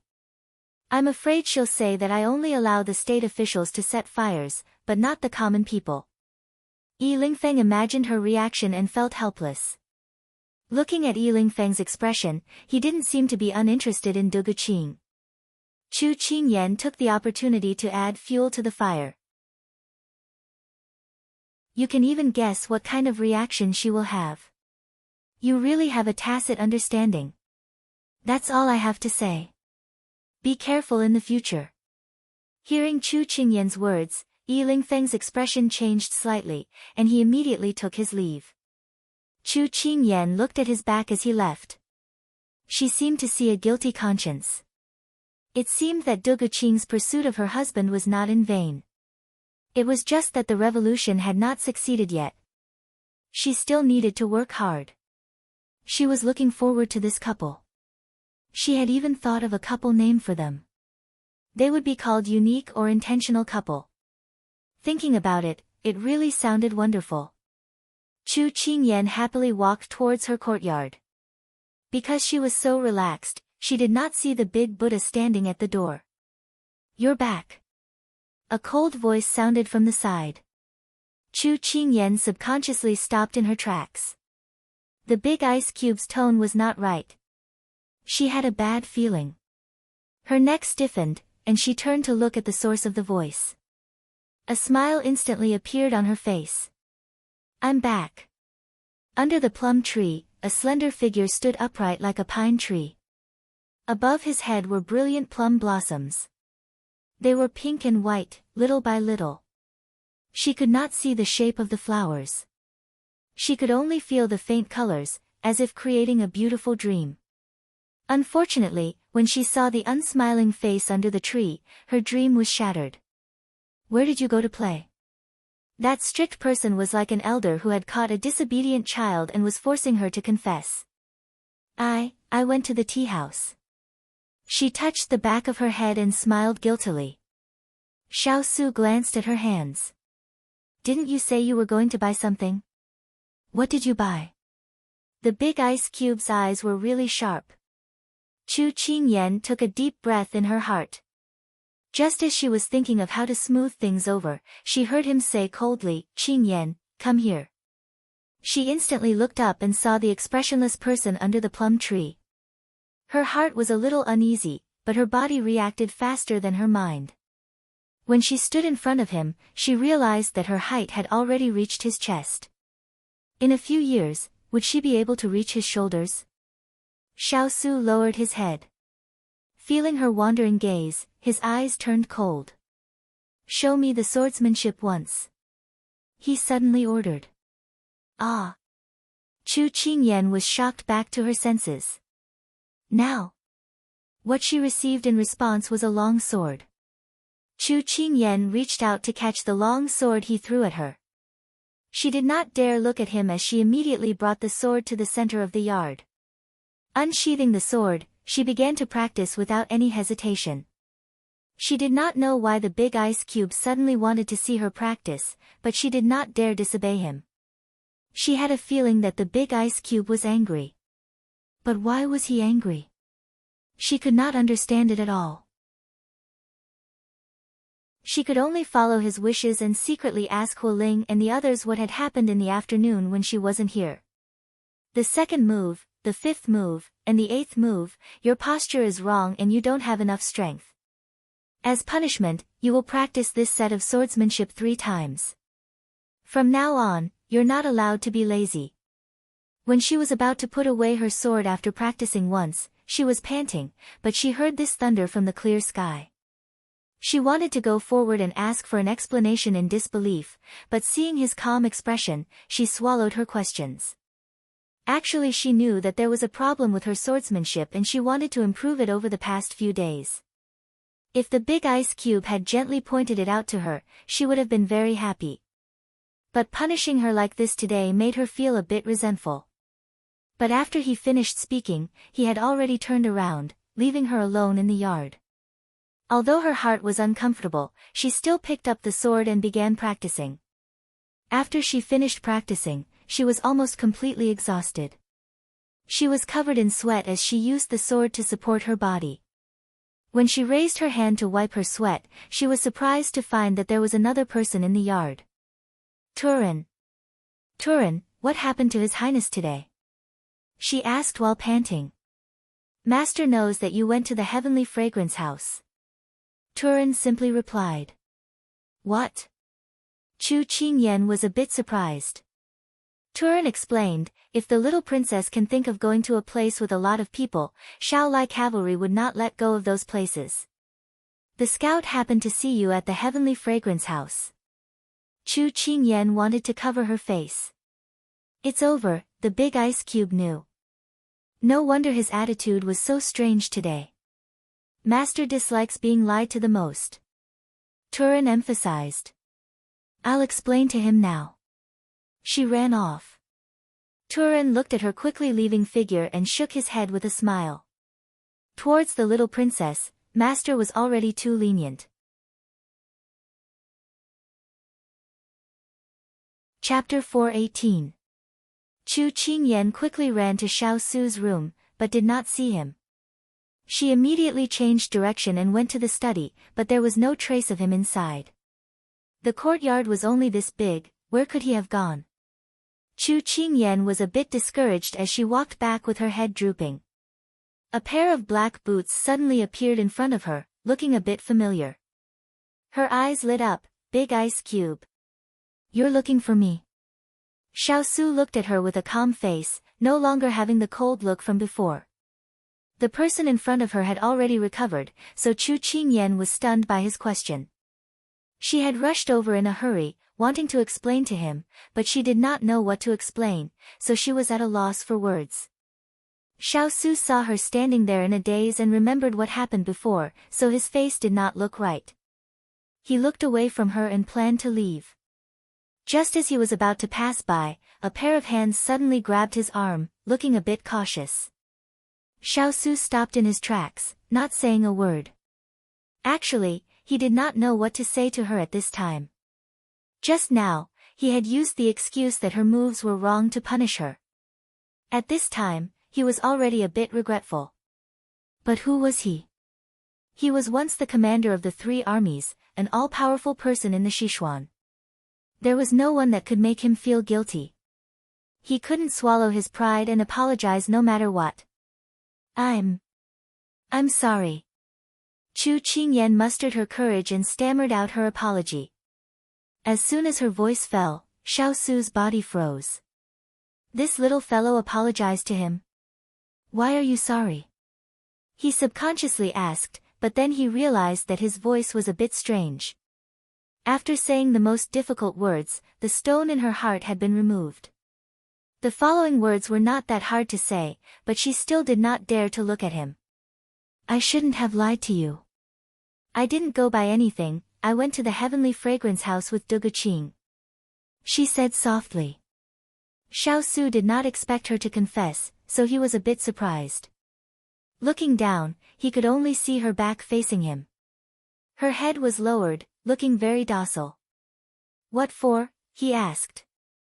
Since the ice cube was paying attention to her, it meant that there was still a chance. She was slightly delighted and told him the truth. I wanted to find out more information. Big Sister Dugu said that the Heavenly Fragrance brothel was the place with the most gossip, so we went there. Don't be angry, I didn't mean to lie to you. From the little fellow's slightly anxious tone, it was obvious that she was very concerned about his mood. Xiao Su's brows relaxed, but when he thought of what his subordinate had reported, his brows furrowed again. Who is that man from the Heavenly Fragrance restaurant? He remembered that when she first came to the Jiang Kingdom, she basically went in and out with him, so it should be impossible for her to meet outsiders. When he heard from his subordinates that the little fellow was talking and laughing with him, and their behavior was somewhat intimate, he was very displeased. So when he learned that she had returned, he couldn't control himself. Chu Qingyan's face froze. These fierce blade cavalry were truly gossipy, to actually tell Big Ice Cube all of this. But the most important thing now was to appease Big Ice Cube. It could be seen that Big Ice Cube was very concerned about her casually making friends with people, probably afraid that she didn't recognize people clearly. However, in order to smoothly go out and participate in the Lawn Manor's transaction, she had to conceal Higashio Motetsu's identity a little. Otherwise, if Big Ice Cube was dissatisfied and didn't let her go out, then the gains wouldn't make up for the losses. I'll confess, I'll be lenient. Chu Qingyan immediately replied. Speak. Xiao Su was very satisfied with her attitude. That person is called Higashio Motetsu. I met him when I was in Sichuan. I don't know what he does, but he has helped me a lot. This time, when I came to the Jiang Kingdom, I didn't expect to meet him, so we chatted for a while. What she said was all true, but there were some things that she concealed a little, such as his martial arts weren't weak, and that he followed them all the way, but she didn't know what his purpose was. However, she still didn't know what Higashio Motetsu wanted to do, so she didn't want to rashly tell Big Ice Cube.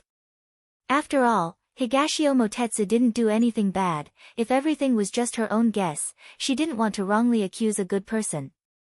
Xiao Su lightly replied. Big Ice Cube isn't angry with me. She gathered her courage and raised her head to look at him, her eyes wide open, her watery eyes filled with caution. Seeing her like this, no matter how big Xiao Su's emotions were, they all disappeared in the ripples in her eyes. In fact, Xiao Su didn't care about that man's identity, but felt that a person who had no secrets in front of him suddenly had something that he didn't know about, and still hid it from him. He felt that something was wrong. "Did I say I was angry with you?" Xiao Su coldly said. "You didn't." Chu Qingyan turned around and hugged his arm tightly. She was a little confused. "But I felt that you were a little different from how you usually are." Xiao Su looked away and said unnaturally, "Did I?" Chu Qingyan narrowed her eyes, thinking that this big ice cube who didn't mean what he said was really cute. "No, no. Big Ice Cube has always been so gentle and kind, considerate and amiable. Why would he be angry?" she said with a smile. "Gentle and kind? Considerate and amiable? Don't talk nonsense." Xiao Su raised his hand and gave her a chestnut, but that light force didn't look like a punishment at all.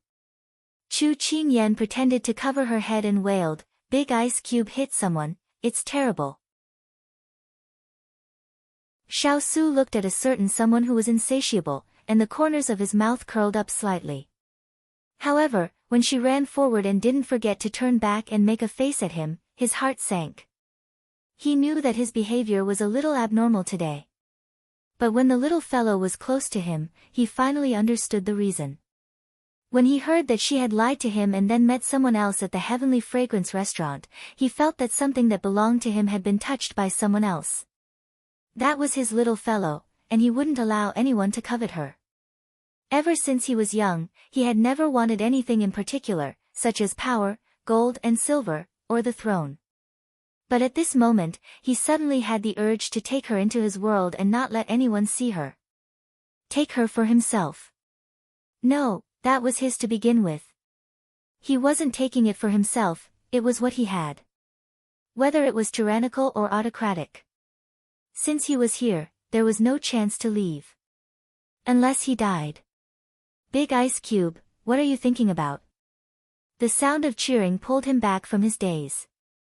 Xiao Su looked at the little fellow who wasn't even as tall as his chest.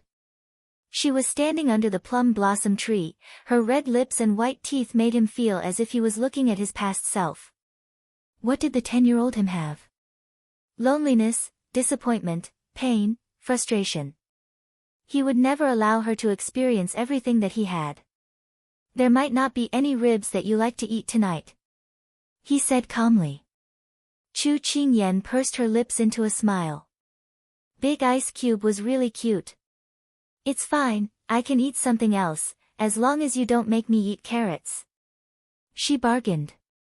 "No way. Humph. Autocratic, tyrannical."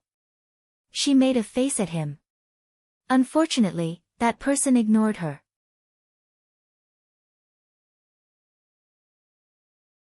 Chapter 419.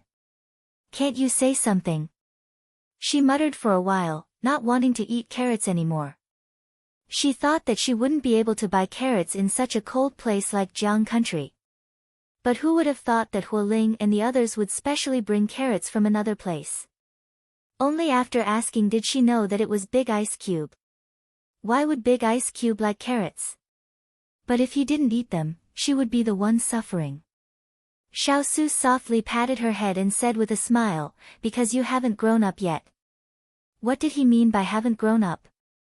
In the modern era, he had never heard of people desperately eating carrots to grow up. "I don't want to eat carrots.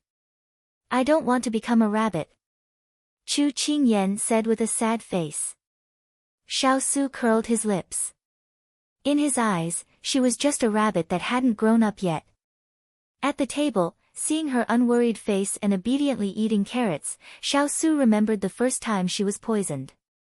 "Master, Miss Chu's body doesn't seem to be very good." Ethereal checked her pulse before standing in front of him and saying this. "What do you mean?" he asked.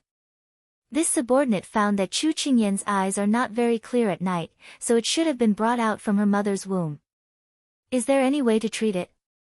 "There isn't one right now, but this subordinate will do his best to research a way." After a while.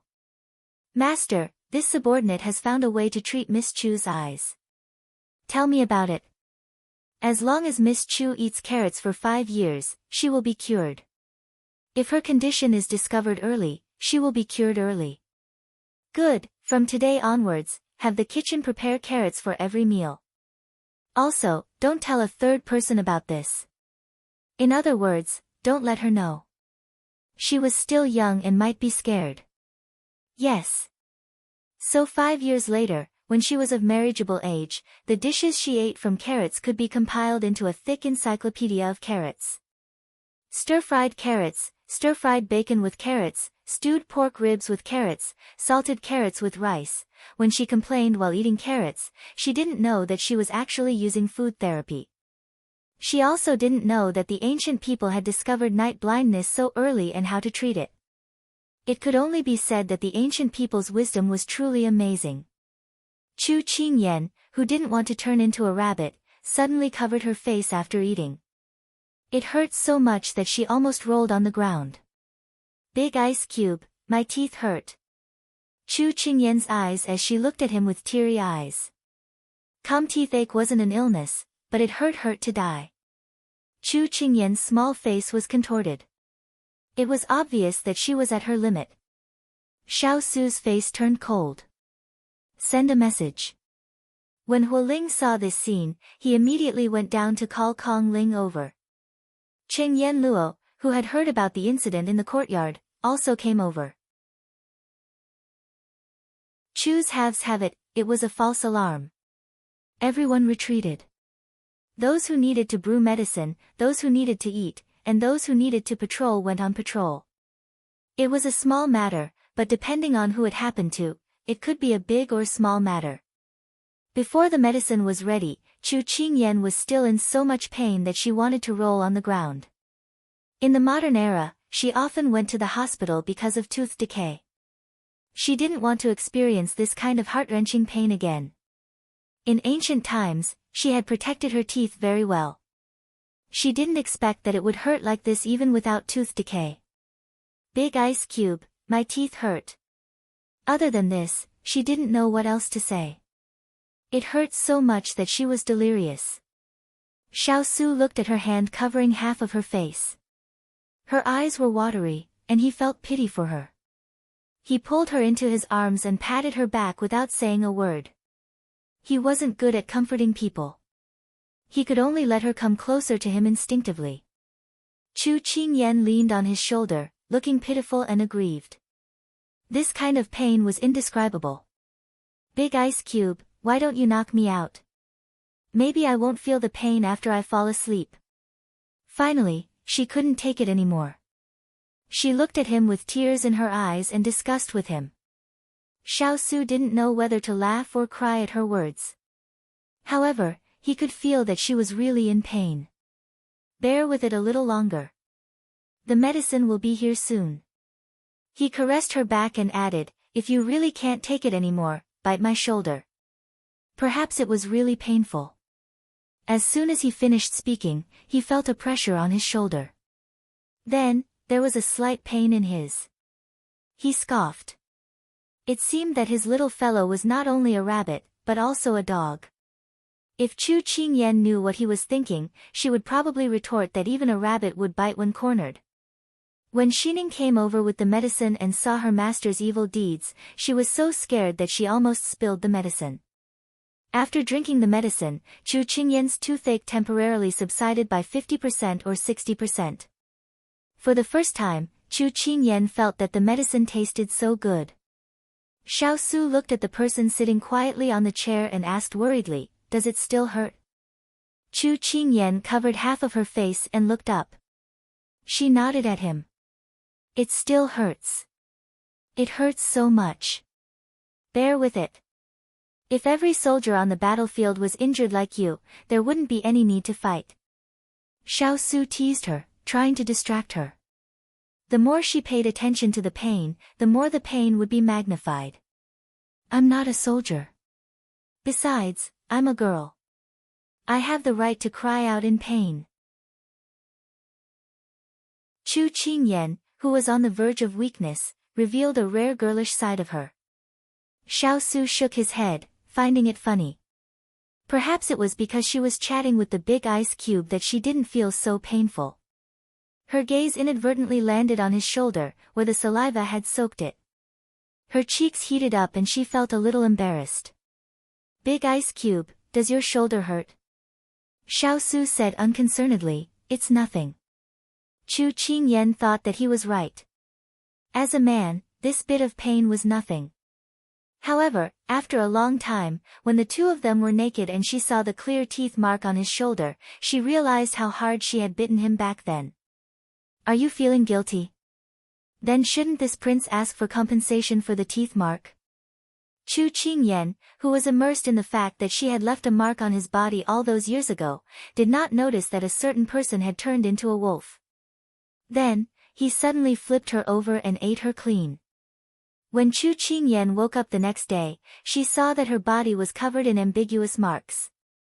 On the same spot on her shoulder, there was also a fresh teeth mark. She wanted to cry on the spot. She had to pay for what she did. Perhaps it was because of this toothache. After recovering from her illness for a few days, Chu Qingyan told Xiaosu that she wanted to go out to play. Xiaosu generously let her go again. 2 days were up. She pulled Du Guqing, who was acting as her cover, and Jin Xian, who was accompanying her to protect her, towards the place where she had agreed to meet with Higashio Motetsu.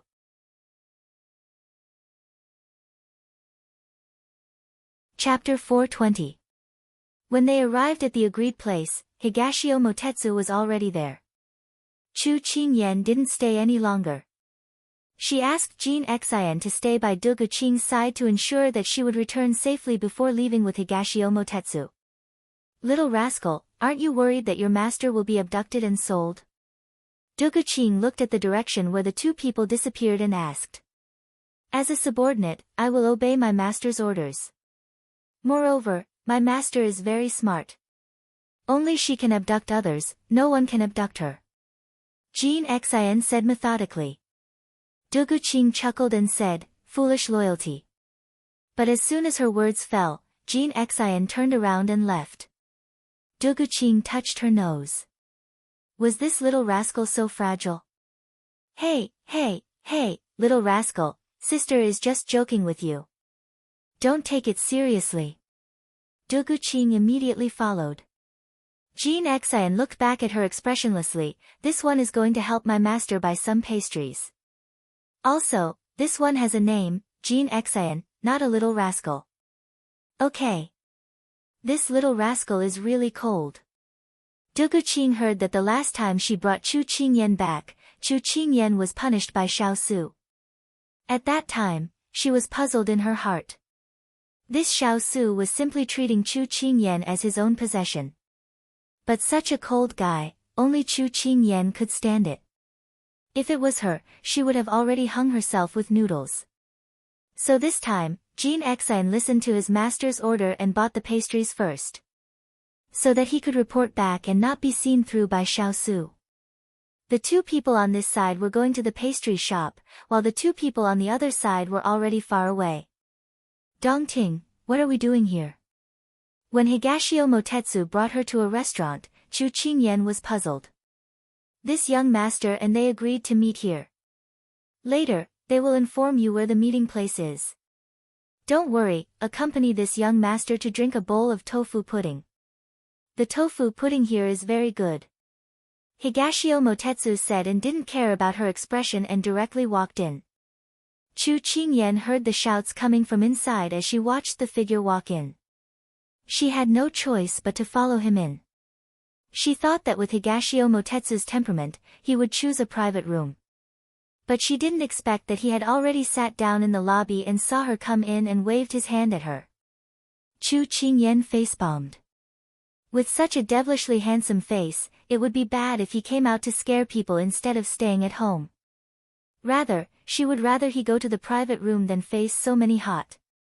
I found that you are a gathering place for gossip. After Chu Qingyan sat down, she shook her head at him. Wherever he was, there would be infatuated women and whispering behind his back. When Higashio Motetsu heard this, he raised his phoenix eyes and looked around. Those women who were originally staring at him saw him look over and immediately lowered their heads. Some of the bolder ones even threw him a coquettish glance. Higashio Motetsu turned his gaze back to Chu Qingyan in front of him and smiled contentedly. "Little girl, can I take it that you are praising me?" Chu Qingyan glanced at the person who took advantage of her and wanted to ignore him. Not knowing how long they would have to wait, Chu Qingyan simply observed the people in the restaurant. Because it was not meal time, there were not many people eating. So in the large hall, there were only a few tables. There were passers-by who were in a hurry to eat and were preparing to leave. There were also people who were chatting with friends in groups of 3 to 5. There were also people who were wearing bamboo hats and eating leisurely. There was also an elegant man who was drinking alone. Chu Qingyan's gaze fell on the elegant man. His hair was as soft as the spring breeze in February and his eyebrows were drawn with strokes. His eyes were bright and he was wearing a sapphire blue brocade robe. His movements were elegant, but he did not stop drinking. It was as if he was drinking tea instead of wine. Just as she was seriously looking at him, a pair of claws flashed in front of her eyes. Chu Qingyan withdrew her gaze and stared at Higashio Motetsu, but he was the one who complained first. "Little girl, why are you looking at others? Could it be that other people can compare to this young master's looks?" Higashio Motetsu held his heart and looked like a resentful wife, as if his husband had been seduced by some other ghost. Chu Qingyan shook off the goosebumps all over her body. She was both amused and angry as she said, "Dongting, can you not say such disgusting words? You're a dignified 9 feet tall man, okay? Show the courage that a man should have, okay? Don't be so narrow-minded, okay? TSK, you don't understand this young master's humor." Higashio Motetsu lamented in a lonely manner. Chu Qingyan rolled her eyes. Pretend, keep pretending." As if responding to Chu Qingyan's inner thoughts, Higashio Motetsu's expression returned to normal. He looked at the person that Chu Qingyan was sizing up with a smile. "You have good eyesight. Do you know who he is?" From his tone, that person did not seem to be a simple person. She asked, "Who is it?" "Beg me." Higashio Motetsu repeated his old trick with a sly smile. Chu Qingyan felt that his method of keeping her in suspense was a disease that needed to be cured. Say it or not. Chu Qingyan did not want to waste time with him. Higashio Motetsu felt that this little girl was getting harder and harder to tease. He smiled faintly. "Do you still remember the matter of the Jiang Kingdom's princess breaking off the engagement? That person happened to be one of the parties involved." Chu Qingyan's eyes lit up in surprise. She looked at Higashio Motetsu in surprise, then looked at the man who was still drinking alone. She said in disbelief, "He's that second young master Tang." "That's right. He's the second young master of the Tang family, Tang Qingchang." Higashio Motetsu nodded. As soon as he finished speaking, Chu Qingyan could not help but click her tongue. This second young master Tang is handsome and well-dressed. Why would the third princess give up such a good tree? This was the first time he heard her praise someone. Higashio Motetsu was a little jealous. Wasn't he more handsome than Tang Qingchang? Why didn't the little girl praise him? But when he heard the little girl's next words, Higashio Motetsu almost choked on his own saliva. Could it be that such an excellent seedling doesn't love a beautiful woman but loves a homosexual? So the third princess resolutely broke off the engagement on the day of the wedding when she found out about it? If you put it that way, it makes sense. Chu Qingyan's imagination was running wild at the side, and she did not notice that the people around her were shocked by her shocking words. As if sensing Chu Qingyan's strange gaze, Tang Qingchang paused in the middle of pouring the wine and turned to look at her. His eyes were very clear. She could tell that he was an upright person. This was Chu Qingyan's first impression of him when she looked directly at him. Tang Qingchang only saw a boy in his early teens looking at him with an inquisitive look. He thought that this was another person who was curious about the broken engagement. Over the past year, he had become accustomed to such gazes. The wine in his mouth was tasteless. He put down the wine jug. His head was a little dizzy. He put the money on the table and got up to leave. Drowning his sorrows in wine made him even more sorrowful. "Little girl, he's here." Who's here?"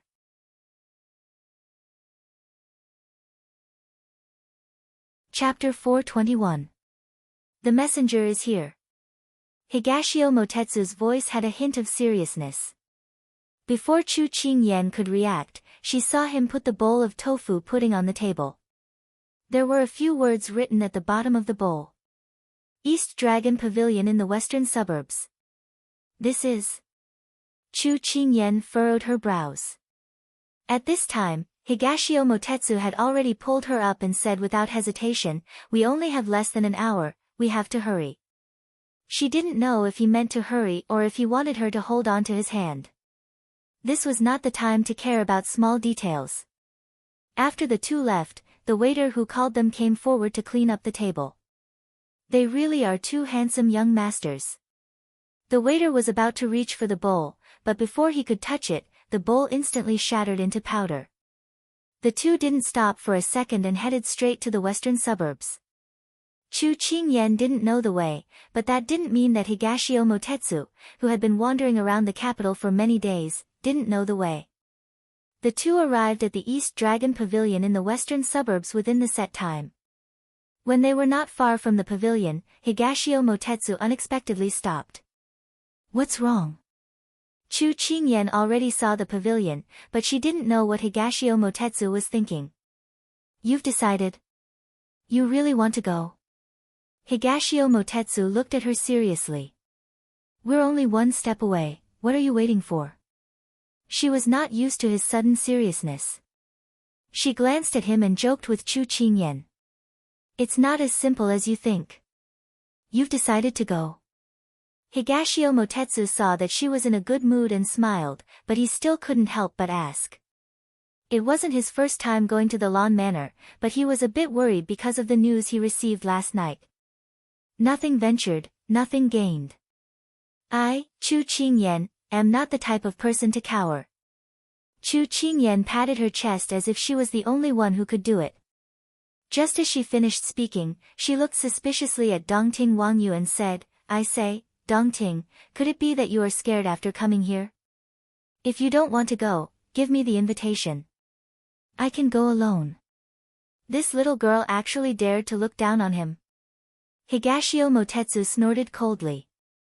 If it wasn't for her safety, he wouldn't have cared so much. What a joke.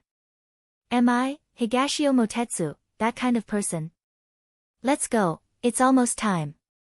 Higashio Motetsu strode forward, no longer wasting time with her. Chu Qingyan shrugged and quickly followed him. There's no one here. The two of them stood in the pavilion, but there was no one around. On such a cold day, if they weren't passers-by, few people would deliberately come out. As soon as Chu Qingyan finished speaking, she heard the sound of clothes fluttering and carriage wheels rolling. She turned her head and saw several men dressed as servants driving a carriage towards them. "Dare I ask what the word wind corresponds to?" the leader asked in a clear voice. "Eat, drink, and be merry." Higashio Motetsu replied without hesitation. Chu Qingyan stood to the side and listened to the two people asking and answering questions. It turned out that this was the secret signal.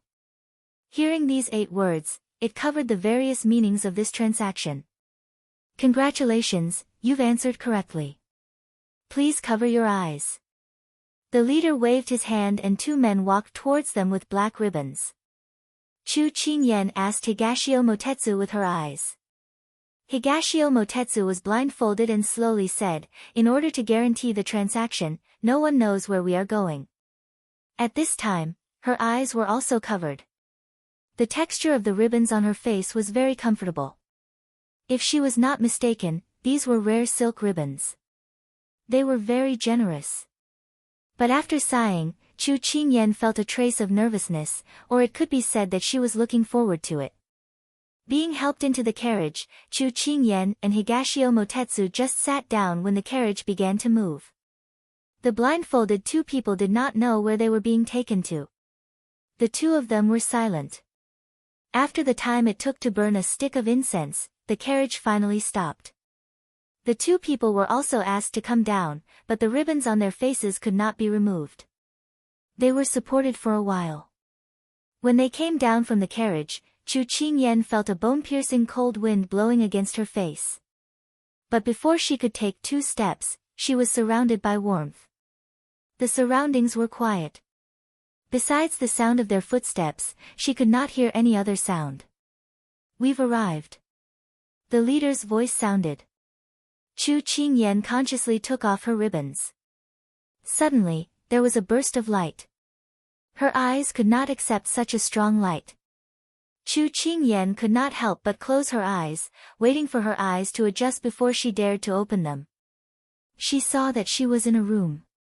The decorations on all sides were not ordinary. Candles flickered. Because the room was not big, it was very bright. The surroundings were very quiet, as if this was really just a room for people to rest. It had nothing to do with the mysterious transaction. She turned sideways and saw Higashio Motetsu sitting in the room. "This is the underground lawn manor. Are we going out?" Saying that, she walked towards the door. "Right now is not the time for the transaction. You can't leave." As soon as Higashio Motetsu's words fell, Chu Qingyan placed her hand on the door. She gently pulled, but it did not budge. It was just as Higashio Motetsu said. There really was no way out of this room. The people who came to participate are not worried that if Lawn Manor wants to harm them, they will be like fish on a chopping board, waiting to be slaughtered. Chu Qingyan turned around and asked with a puzzled expression. "You're thinking too much." Since Lawn Manor can do such a big thing and attract so many famous people, there must be something special about it. They are honest and trustworthy. They protect the privacy of every participant. That is what they do best. Higashio Motetsu looked at her with a chuckle. Chu Qingyan rubbed her nose.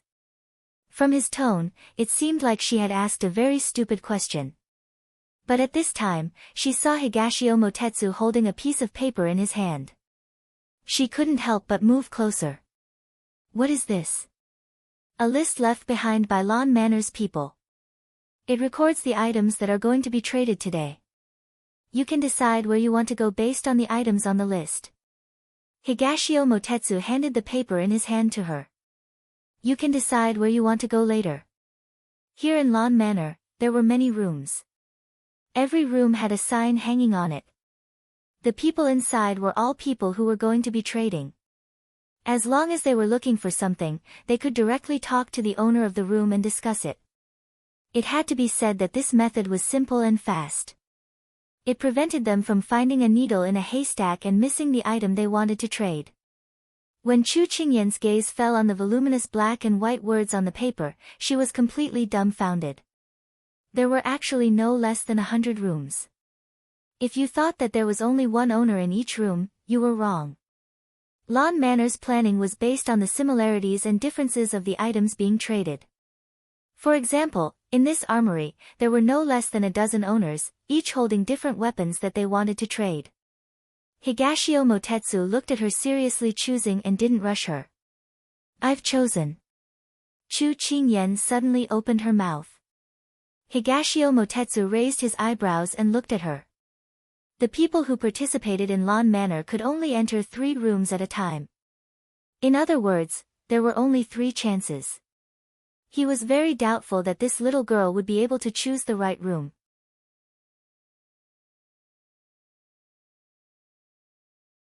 Chapter 422. At this time, Higashio Motetsu was also a little curious as to which 3 rooms she would choose. He saw her holding a vermilion pen and circling the words on the paper. Amusing, a basket of medicinal herbs. When Higashio Motetsu saw these 2 names, he couldn't help but twitch the corner of his mouth. This Lan Zhuang's naming skills were becoming more and more out of tune. But when his line of sight moved to the 2 rooms, he couldn't help but smile. This little girl's intelligence couldn't be underestimated. What about the other one? When Higashio Motetsu saw that there was no movement after circling 2 rooms, he couldn't help but ask. Chu Qingyan put down the pen and blinked her eyes. There are only 3 chances, how can I use them all at once? It's better to be prepared. She was a person who always prepared a perfect plan. She couldn't guarantee that she would be able to get what she wanted in these 2 rooms, but if she did, then wouldn't she have wasted the 3rd room? If there was no result in the 2 rooms, then she could make adjustments according to the situation. Chu Qingyan's wit made Higashio Motetsu have a whole new level of respect for her. If it wasn't for the fact that you don't know how to shrink bones, I would have thought that the one standing in front of me wasn't a 10-year-old. Then you should treat me like a 10-year-old child, I'm very fragile. Chu Qingyan blinked her eyes at him, deliberately showing an innocent and toothless appearance. Higashio Motetsu chuckled, pretending to be a pig to eat a tiger. I think you're the best at this. Chu Qingyan raised her eyebrows and graciously accepted the compliment. That's right, what did you bring? He didn't have time to properly ask her before, but now that he had some free time while waiting, he planned to ask her. Seeing Higashio Motetsu's eyes fall on the small bag on her back, Chu Qingyan tightened her grip on it. She did not intend to reveal it. I can't tell you about it. You will see it later. Keep it a little mysterious. The way the little girl protected her treasure made him even more curious, but he wasn't the kind of person who liked to force others. Moreover, as long as there was a trade, he would know what she brought sooner or later. Little girl, let me make it clear to you first. The things that can be traded here are all extraordinary things.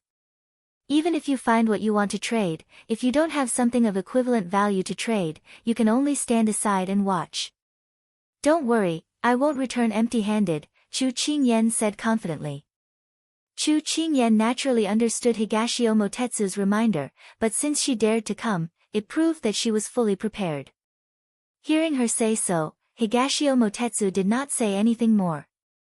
And it was almost time, because Chu Qingyan heard footsteps approaching. Sure enough, the door was opened, and 2 tall and powerful men in black wearing ghost masks walked in. One of them took away the paper on the table, and after confirming with Chu Qingyan, he gave them 3 small plaques. On the plaques were written, "Funny, basket of herbs," and a blank plaque. The other person gave them 2 masks in his hand, indicating that they should wear them. Higashio Motetsu put on the mask and explained to her, in order to protect the interests and privacy of the guests, both sides of the trade don't know what the other side looks like.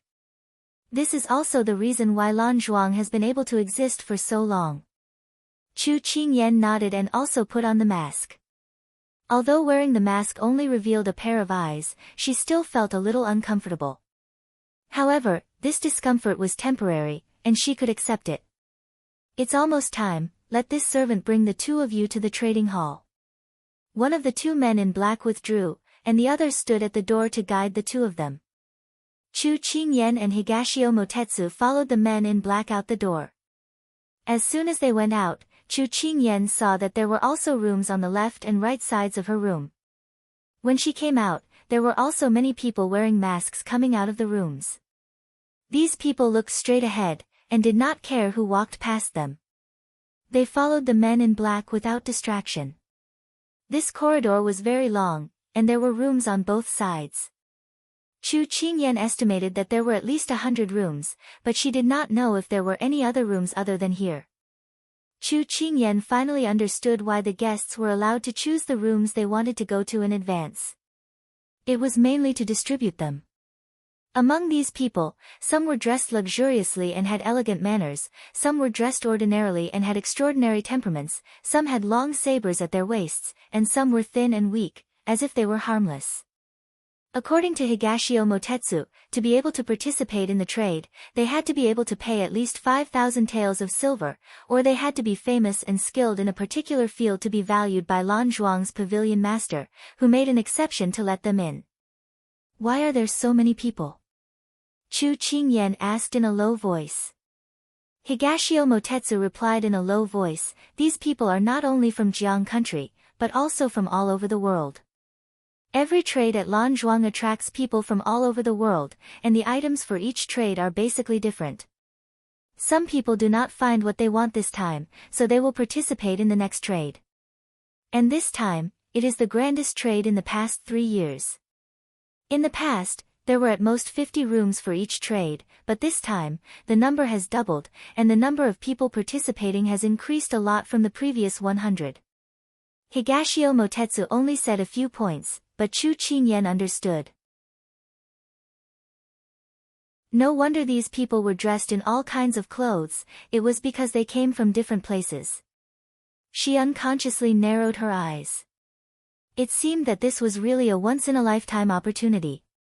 Whether they could find the ice crystal flower or not, they would have to depend on this. Chu Qingyan remained silent, and did not speak again. Higashio Motetsu only glanced at her, and also silently followed the black-clothed man's lead. At the end of the corridor, there was a dazzling white light. Chu Qingyan thought that this should be the trading hall. After walking into the white light, she opened her eyes. There were at least 300 to 400 people in the bustling crowd. Those black-clothed men who led the way did not go forward, but spontaneously walked to various places in the hall, and began to monitor and guard. Chu Qingyan looked around. It could be said that there was a guard every 5 steps, and these guards were tall and strong. Their steps were steady, and it could be seen that they were all experts. With such tight security, there was no need to be afraid of people plotting against them. In front of the trading hall, there were several signboards. Chu Qingyan and Higashio Motetsu went forward to take a look. On the signboards were the directions to each room. Chu Qingyan felt a sense of familiarity. Weren't these the directions to the scenic spots when they went out for a trip? The idea of the person who designed these directions was really advanced. Chu Qingyan did not think too much about it, and found 2 rooms with baskets of medicinal herbs. Then, she and Higashio Motetsu went to the nearest room with baskets of medicinal herbs. Before they reached the door, they saw that the room was so crowded that not even a drop of water could trickle through. Chu Qingyan clicked her tongue, and could not help but raise her head to look at the signboard. She wanted to double-check if there were baskets of medicinal herbs. But in her ear, she heard Higashio Motetsu say, "This medicinal herb trading room is the most popular place for Lanzhuang's transactions." Hearing that, Chu Qingyan immediately pulled Higashio Motetsu and squeezed in, "We can't fall behind. What if someone else beat them to it?" Only to hear Higashio Motetsu scream, "Little girl, take it easy, my image ah."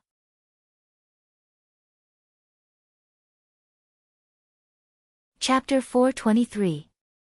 The basket of herbs in his hand had already been handed over to the black-clothed man at the side. Chu Qingyan pulled Higashio Motetsu and squeezed into the room.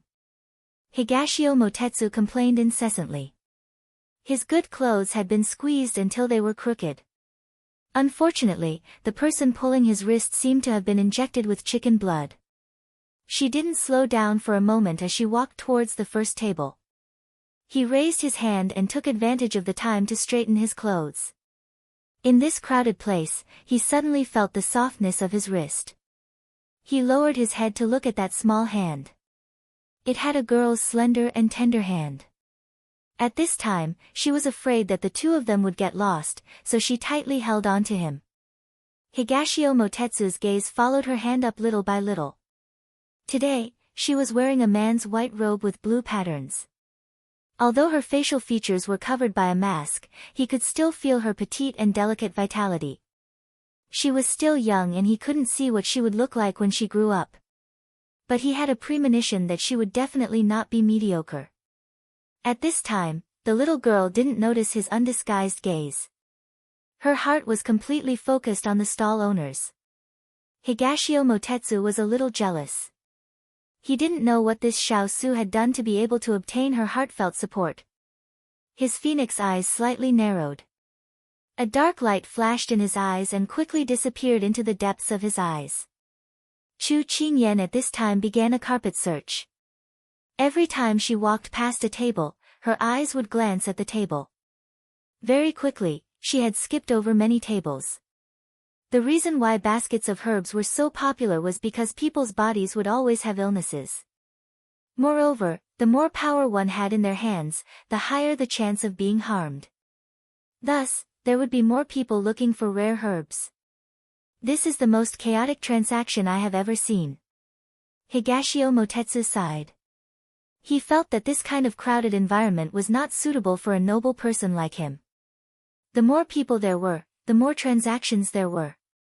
Arguments over the same medicinal herbs could be found everywhere. Here, there was no distinction between high and low. There was only a competition to see who was faster, more accurate and more ruthless. It was Chu Qingyan's first time participating in this kind of transaction. She completely regarded it as a flea market. Moreover, she was used to going shopping in the mall with her friends during the holidays. Wherever there was a discount, she would go there. She had completely adapted to this transaction model, so she didn't have as many exclamations as Higashio Motetsu. Most of the tables he had browsed earlier were filled with pills that could increase one's inner strength or treat various ailments. Although they were quite rare, they were nothing compared to the pills developed by Ethereal and Qingyan Luo. As expected, one's outlook would change depending on the people around them. Therefore, the quality of one's friends would determine one's level of advancement. In half an hour, they had browsed through 1/3 of the large room. Chu Qingyan finally stopped to rest for a while. There were so many people. Even if it was winter, the rising carbon dioxide would still raise the temperature. Higashio Motetsu felt her hand loosen and moved away. He felt an inexplicable sense of loss in his heart, but he didn't pay too much attention to it. Instead, he looked around. At this time, most of the people had already left. The door, which had been bustling with activity earlier, was now empty. There were dozens of tables in this room. The little girl had spent half an hour looking for nearly 20 tables. She didn't just look around in a hurry. He could see that her gaze was very sharp. She had thought carefully before leaving. He felt that she was the only one at her age who could be as steady and intelligent as her. Dongting, here. She took a deep breath and took out 2 water bags from the bag on her back. She handed one to him and drank the other one alone. Then, she wiped her lips and said, "Continue." Higashio Motetsu didn't expect that she would actually bring her own water. He felt a little incredulous. That was because he didn't know Chu Qingyan well. She remembered that one year when she went shopping with her best friend on National Day, they each brought 2 bottles of water. It was very tiring to crazily buy water. If they didn't replenish their energy, how could they compete with those uncles and aunties who often square danced? There weren't many people left. Chu Qingyan minded her own business and walked to the next table. Higashio Motetsu looked at her back and then looked at the water bag in his hand. He hesitated for a moment, then unscrewed the cork and took a sip. It was a little sour and sweet, like the juice of fruits. Not only could it quench his thirst, but it could also satisfy his hunger. He had to admit that the little girl was very thoughtful. Chu Qingyan walked in front of a table and saw 100-year snow lotus planted in a transparent ice cube. Each petal was sparkling and translucent, and a white fog was rising around it. It was as if one could see a snowy mountain sealed in ice and covered in snow. It was very ethereal. Chu Qingyan was attracted by it. She heard from Yen Luo that the 1,000-year-old snow lotus was rare in the world. Even the 100-year-old snow lotus was rare. Now that she saw it, Chu Qingyan felt that the snow lotus not only had good medicinal effects, but also had high aesthetic value. "Hello, I want to ask if you have ice crystal flower or love grass." Since this person had such a precious 100-year-old snow lotus, she didn't know if he had the 2 things she needed. The stall owner saw that she was a little surprised by the snow lotus, but didn't come for it. His tone was a little rude. Ice crystal flower and love grass only exist in medical books. Almost no one has seen them. What's more, love grass lives in the morning and dies in the evening. It's impossible for it to appear here. You'd better not waste your time. Higashio Motetsu heard this and guessed that the little girl was going to be angry. She cared about these 2 herbs so much. How could she allow others to say that? He crossed his arms and waited for a good show. Chu Qingyan heard the man's tone and felt unhappy. No one wanted to be dampened by others. She didn't hurry to leave. She looked at the stall owner secretly. Her eyes swept over the broken finger on his right hand. Then she looked away and asked, "May I ask what you want to exchange this snow lotus for?" The snow lotus was so precious, it should have been traded away a long time ago. Unfortunately, his snow lotus was still there, and the people standing next to it were all afraid of it. Then there was only one possibility: the thing he wanted to trade was equally precious. The stall owner replied stiffly, "Dream flower." Dream flower?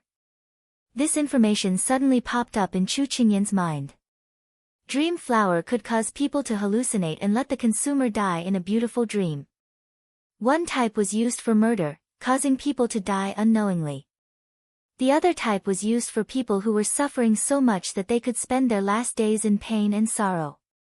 "What are you doing it for?" Chu Qingyan asked without thinking. The stall owner was a little impatient with other people's questions, but when he met her bright and inexplicably dignified eyes, he was slightly taken aback. His fingers curled, and he said in a low voice, "For my wife." Chu Qingyan smiled. "I'm afraid you won't find the dream flower here, but there might be a surprise in Kuan Mountain."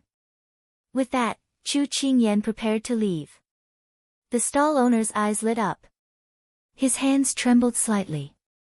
He looked down at the snow lotus and said, "Wait."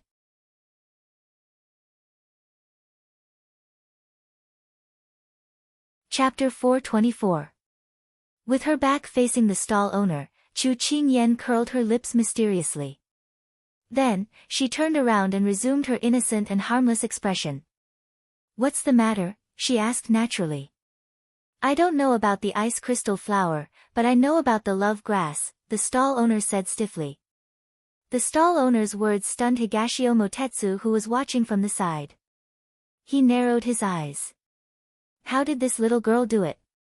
I'd like to hear the details. Chu Qingyan suppressed the excitement in her heart and tried to make her voice sound normal. The stall owner nodded and said, 20 years ago, I once had the seed of the love grass in my hands, but I couldn't grow it. Later on, by chance, I gave it to a highly respected doctor in Shang country. However, I heard that he has already passed away. I don't know what happened after that. Who is that doctor? Chu Qingyan stepped forward and asked. It's not convenient for me to reveal that. If you have the heart, you will naturally be able to find him, the stall owner replied. Chu Qingyan remembered the rules of this lawn manor. The two parties involved in the transaction could not reveal their identities. Otherwise, they would be punished for violating the rules. No matter what, thank you. She suppressed her surprise and excitement and thanked him sincerely. I should be the one thanking you. The stall owner did not talk much with her. Instead, he carried Xuelian and turned to leave. Chu Qingyan looked at his back view as he left in a hurry. She felt a little emotional. Another infatuated person. Witnessing this dramatic turn of events, Higashio Motetsu walked up and asked, How did you know about the dream flower's whereabouts? And how did you know that he knew about the love grass? Chu Qingyan knew that he would ask this question. She did not hide it and whispered to him in a voice that both of them could hear. I've heard a friend mention the dream flower before. She's also a healer. She mentioned the dream flower because there's a 100 Herbs mountain lord with superb medical skills in the pugilistic world. For the past 2 years, he's been searching for the dream flower all over the world to alleviate his wife's pain. He had heard of this 100 Herb mountain lord before, but he did not know that he was looking for the dreamy flower. However, after hearing her words and the stall owner's answer, he was certain that Chu Qingyan had mistaken him for the 100 Herb mountain lord. Higashio Motetsu asked in a rare moment of confusion, then how can you be sure that he is the 100 Herb mountain lord? His right pinky finger was amputated when he was young. Just now, I saw that the stall owner's pinky finger was also amputated. Plus, we don't know each other, so there's no need for him to hide it from me. So, I'm very sure that he's the 100-herb mountain lord. Chu Qingyan said confidently. Higashio Motetsu stopped smiling and stared at the person in front of him. At such a young age, she was already observant and could deduce the entire matter from a small point. If it was anyone else, they would not be as smart and quick-witted as her. Congratulations, you've obtained a clue. Furthermore, he had obtained it effortlessly. This made him somewhat convinced. Thank you. Chu Qingyan was beaming with joy. She did not expect to achieve victory so quickly. Although she did not know who the doctor from the Shang nation was, and she did not know if the seed was still there, it was better than having no clue at all. At least she knew where the love grass seed was last seen, and she could provide the Shaolai cavalry with some useful information. Compared to Chu Qingyan's joy, Higashio Motetsu was very calm. Although she got a clue about the love grass, Chu Qingyan did not let go of the next table. She would rather kill 3,000 by mistake than let go of one. Just as Chu Qingyan walked to a table, someone happened to be trading. Chu Qingyan's mood was a lot better at this time, and she had the leisure to look at what the other party was trading. A man dressed in black took the snow muscle pill and looked at it, and then returned it to the stall owner. He then opened the box on his body. It was a Chinese knotweed. Looking at the color, it should be many years old. At this time, the stall owner said something to the black-masked man standing beside him. The black-masked man then led the two people to the door. In the blue equipment, private transactions were not allowed. Once both sides confirmed the transaction, they had to go to the notary office to hand over the things to the people of Lawn Manor. When the transaction was over, they could take their things. Moreover, those who did not need to trade would be led to a room by the people of Lawn Manor to rest until the transaction was over. This was also to ensure that those who succeeded in the transaction would not turn around halfway and destroy the bridge after crossing the river, affecting the progress of the transaction. Chu Qingyan could not help but admire the meticulousness of the people of Lawn Manor who set up these mechanisms. No wonder so many people came alone without worry. However, when the black-clothed man brushed past her, their gazes met in midair. She felt that the man suddenly narrowed his eyes and took a deep look at her before leaving with the people from Lawn Manor. Chu Qingyan's heart thumped. When she looked at the black-masked man again, he only left her with his back. When she noticed his clothes, Chu Qingyan seemed to have something flashed in her mind, but it disappeared quickly. She did not catch on to anything. She felt inexplicably uneasy, but she couldn't tell why. Subconsciously, she remembered the things he had just exchanged. When she went back, she would ask Yen Luo what they were for. Just as Chu Qingyan was lost in thought, Higashio Motetsu said impatiently, "You're so mesmerized by a shameless man. You're too useless." Chu Qingyan couldn't help but roll her eyes. What was he talking about? Chu Qingyan put this matter aside for the time being and turned to the other tables. The medicinal herbs here were placed all over the room as if they were free. Any one of them was priceless. They were all rare and precious herbs that were hard to buy with money. Chu Qingyan felt that she was lucky to be able to see so many medicinal herbs at the same time in her life. Unfortunately, after asking around, no one knew about the ice crystal flower or the love grass. Chu Qingyan was a little disappointed. However, these two herbs were really rare and it wasn't easy to find out their whereabouts. Thus, she left with Xiao Su and headed to the amusing room. Chu Qingyan secretly prayed that she would be able to find out the whereabouts of the ice crystal flower on this trip. When they arrived at the entrance of the amusing room, Chu Qingyan calmly handed the small token in her hand to the masked man at the door. Then, she led Higashio Motetsu to the stall owner that she had already identified. Due to her strong sense of purpose, she quickly found the table. However, the table was already surrounded by people. Chu Qingyan wasn't in a hurry. She pulled the reluctant Higashio Motetsu and squeezed through the crowd again. Higashio Motetsu wailed for the second time today, and also for the second time in his life. Oh, his image. Every time, it was so unexpected. Couldn't they have told him in advance?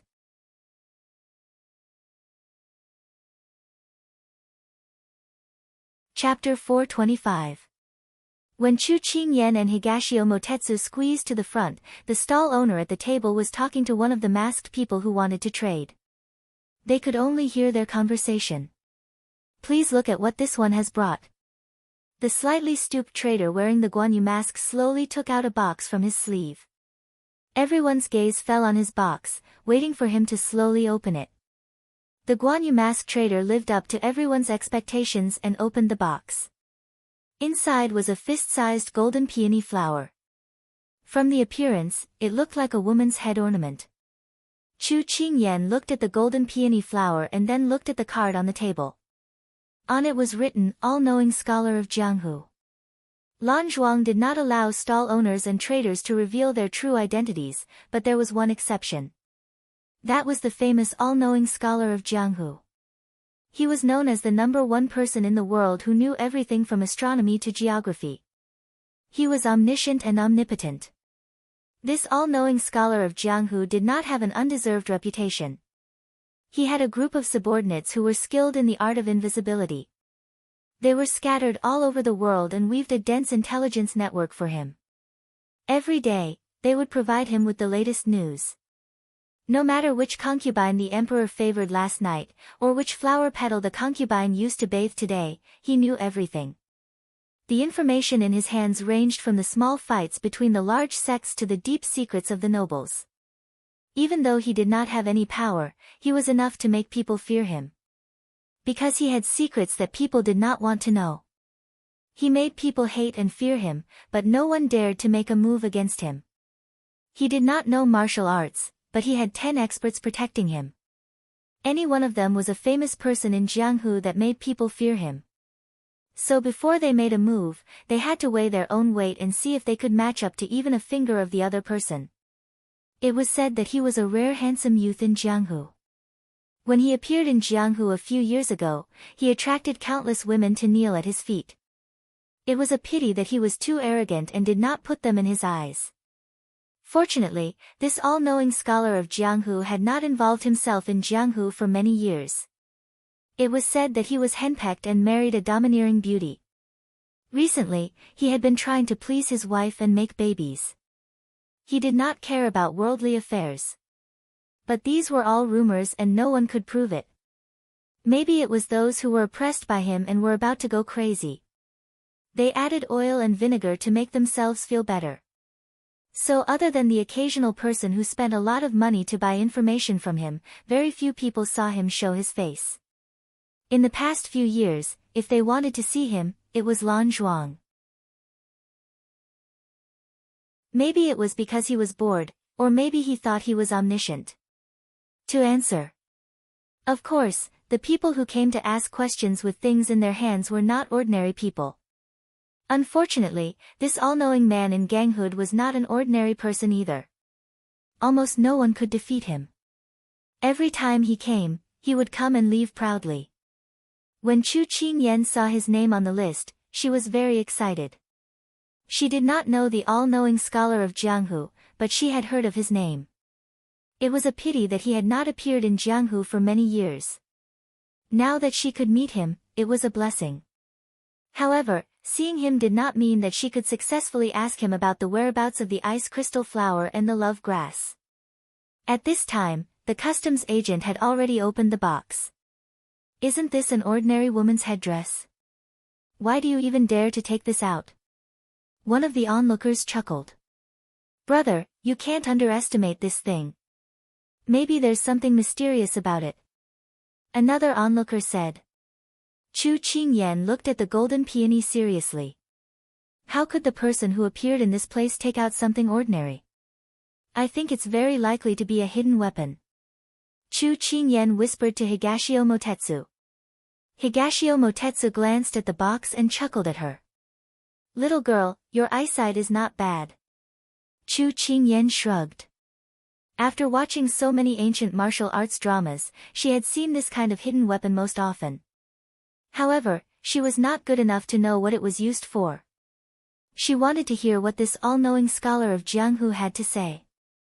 The all-knowing scholar of Jianghu, who was wearing a fox mask, looked at it casually. In the quiet room, she heard him sneer. His gaze fell on the customs agent, and his voice was as charming as aged wine. "How dare you show such a thing in front of me?" Chu Qingyan was stunned. This voice sounded like pearls and jade falling on a plate. It was not low, nor was it extravagant. It carried a gentle breeze. Most importantly, he was very young, probably about the same age as Big Ice Cube. Chu Qingyan sighed. How could people still live? People of this age in the modern world were probably still ignorant. People in the ancient world were really precocious. Fortunately, she had transmigrated into Shi Sui's body. At least she had a higher starting point than others. The customs agent's veins bulged as he held the box. He snorted. All-knowing scholar of Jianghu, don't be too proud. Solve the problem. The all-knowing scholar of Jianghu didn't waste time talking nonsense with him. He didn't look at the box again. He slowly said, the twining branch hair is ranked third among the hidden weapons. There are 120 petals on it. Press the red dot in the stamen to activate a mechanism. When 100 petals are released, it can become a killing weapon. The petals contain love-severing poison. Even if the petals don't kill the target, the poison can still kill the target on the spot. When the all-knowing scholar of Jianghu said the name, the customs agent couldn't help but take a step back. His turbid eyes were filled with disbelief. Everyone knew that the all-knowing scholar of Jianghu was right. Okay, next one. The all-knowing scholar of Jianghu didn't ask whether the answer was correct or not. He leaned against the pillar behind him and waved his hand impatiently. All-knowing scholar of Jianghu, you can't do this. I beg you, tell me where he is. I want to take revenge on him. I'll send you the twining branch hair. Tell me, tell me. The customs agent couldn't accept the result. He lost control and knelt on the ground with a thud. He sincerely offered the box in his hand to the all-knowing scholar of Jianghu. You lost. The loser has no right to negotiate. Besides, the all-knowing sect has plenty of these hidden weapons. He picked his ear and said disdainfully. His wife played with these things all day long. He could pick one up wherever he went. It was better not to bring it back, in case he didn't have a place to put it. Seeing the all-knowing scholar of Jianghu's indifference, the dealer stood up and wanted to use violence. However, he was stopped by the Blue Manor's men in black. They turned around and wanted to take him away. All-knowing scholar of Jianghu, you're cold and heartless. Be careful of retribution. The dealer roared angrily and was quickly taken away. Chu Qingyan happened to be standing at the edge. She inadvertently heard the clear voice talking to himself. She chuckled and said, "What is retribution? Can it be eaten?"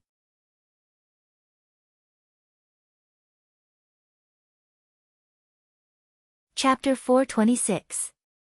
Chu Qingyan subconsciously looked at Bai Shaosheng. The mask covered his face, and the wide snow-colored cloak covered his entire body. She could not see his figure, and his attire covered him completely. Apart from his slender and beautiful hands, as well as his bottomless eyes, which were as clear as an ancient pond. From the feeling he gave off, Chu Qingyan felt that he was like an older brother next door. His voice made people feel comfortable, but when he spoke, he was nonchalant and had a heartless smile on his face. It was as if he was someone who was playing with everyone in the palm of his hand but did not care about them at all. A person like this, from afar, would make people feel close to him. However, once you really got close to him, you would be doomed.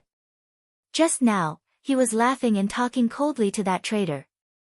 Chu Qingyan knew that such a person was not easy to get close to. At this time, a new traitor came forward. Bai Shaosheng, this is my new toy. Take a look. The traitor was wearing a Luosha mask. He spoke with a rich and overbearing voice, unlike the previous traitor who lacked qi. On the contrary, there was a bit of killing intent. As he spoke, he opened his hand. A blue crystal appeared in his hand. The candlelight in the room was strong. The crystal reflected a dazzling brilliance in the firelight. The onlookers let out a lot of exclamations. Hearing everyone's exclamations, that Luosha trader couldn't help but show some pride. Chu Qingyan looked at it from afar. It was a bit like the heart of the ocean she saw on TV. But this was ancient times. There were many strange things of every description. She felt that it could be something else. That toy looks good. Even the experienced and knowledgeable Higashio Motetsu couldn't help but take a few more glances. Chu Qingyan nodded. This trip could be considered to have broadened her horizons. You know it? I don't know. This kind of thing is more suitable for you girls. This young master doesn't study this kind of thing. Higashio Motetsu said matter-of-factly. TSK, you don't know, so you're looking for an excuse. Chu Qingyan shook her head in her heart. What's the big deal even if you admit it? You're just concerned about your face. However, Chu Qingyan's mind was focused on the debate in front of her. She didn't know if it was just her imagination, but she felt that when the Russian trader took out the item, Bai Shaoxing's eyes flashed with disdain. But when she took a closer look, his eyes had already returned to normal. You don't seem to understand the rules of our palace, Bai Shaoxing said. What do you mean? The Russian trader frowned and asked unhappily. Bai Shaoxing looked at him and chuckled. I only accept challenges. I don't answer people's questions. As soon as these words came out, everyone was confused. What do you mean? Chu Qingyan was puzzled. Higashio Motetsu smiled. This trader probably doesn't even know what he has in his hands. He just wants to use Bai Shaoxing to find out the origin of this thing. Chu Qingyan nodded. It was no wonder that Bai Shaoxing had such an expression just now. This person was obviously here to take advantage of the situation. He had no intention of making things difficult for Bai Shaoxing in the first place, he just wanted to take advantage of the situation to achieve his own goals. Higashio Motetsu's voice wasn't loud, but he didn't deliberately lower it. The traders around him could all hear him. Those people cast disdainful looks at the Russian trader. How despicable. The Russian trader also heard it. He turned around and glared at Higashio Motetsu and Chu Qingyan. Then, he stubbornly said to Bai Shaoxing, how do you know that I don't know what this thing is? Are you afraid that you'll lose? Is that why you deliberately said such things to confuse the public? Bai Shaoxing, I didn't expect you to be a sore loser. How shameless. Scammers like you are the ones who are shameless. Bai Shaoxing's voice was neither fast nor slow. He wasn't affected by the other party at all. Then, he continued, since you want to lose so badly, it's not impossible. The Russian trader's eyes lit up. Unfortunately, when Bai Shaoxing said the last words, he suddenly panicked. For the sake of fairness, you write down the information you have about this crystal stone on a piece of paper. After you've written it, This Highness will tell you. If it matches what you wrote, then This Highness will admit defeat. But if you're trying to fool This Highness, what compensation should I get from you? Bai Shaoxing glanced at the Russian trader and suddenly smiled. This Highness thinks that your eyes are not bad. It'll be fun to gouge them out and play with them. When such bloody words were spoken, the surrounding temperature suddenly dropped. Chu Qingyan felt a chill run down her spine. This person didn't say anything, but when he did, it was shocking. Do you know how the top 10 experts by his side came about? Higashio Motetsu felt her back stiffen and couldn't help but want to tease her. Chu Qingyan looked up at him with a puzzled expression. How did they come about? They all lost to him or had something to ask of him. After the transaction, their tongues were cut off and they stayed by his side as slaves or maids for the rest of their lives. Higashio Motetsu said word by word. He wasn't surprised to see the fear in the little girl's eyes. He shook his head. The little girl had courage, but she didn't have enough experience. She still needed to work harder. However, Higashio Motetsu somewhat underestimated her. Her fear only lasted for a moment. Chu Qingyan narrowed her eyes at the person who was talking cheerfully in front of her. He didn't treat people as humans. This kind of person was really scary. However, the strong preyed on the weak and the survival of the fittest. This was the law of survival in this world. You, the Russian trader pointed at him but couldn't say anything. It was unknown whether he was angry or scared, or both. Do you want to bet or not? If you dawdle any longer, the transaction will be over. Bai Shaoxing said in a bored tone. As soon as he finished speaking, the onlookers also started to stir. There were many people who wanted to bet with Bai Shaoxing. They couldn't delay time because of this person. Bai Shaoxing, how did you know that I don't know the details of this crystal? The Russian trader had already given up. However, he was still unwilling to give up and finally struggled to ask. This kind of crystal can't come into contact with the human body. Otherwise, it will lose its luster. Bai Shaoxing didn't say too much. The Russian trader cupped his hands in salute. Thank you for your advice. Then, he retreated dejectedly. At this time, the crowd gathered again, wanting to trade with Bai Shaoxing. But at this time, Bai Shaoxing unexpectedly raised his hand. Although he didn't say anything, the crowd automatically quieted down. This should be the innate majesty of a person in power.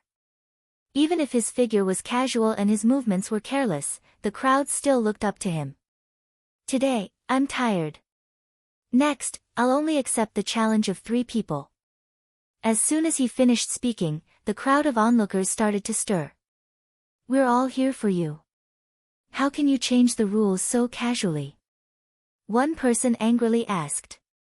The stall owners set up in Blue Manor had to stay until the end of the transaction unless someone's item was successfully traded.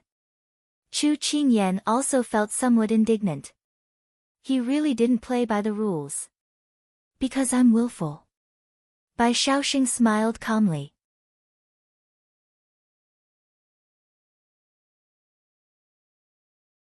Chapter 427. Chu Qingyan felt that the word willful was enough to shut so many people out. She felt uncomfortable hearing it. Moreover, there were so many people present. Basically, they were all here to challenge Bai Shaoxing and ask for an exchange.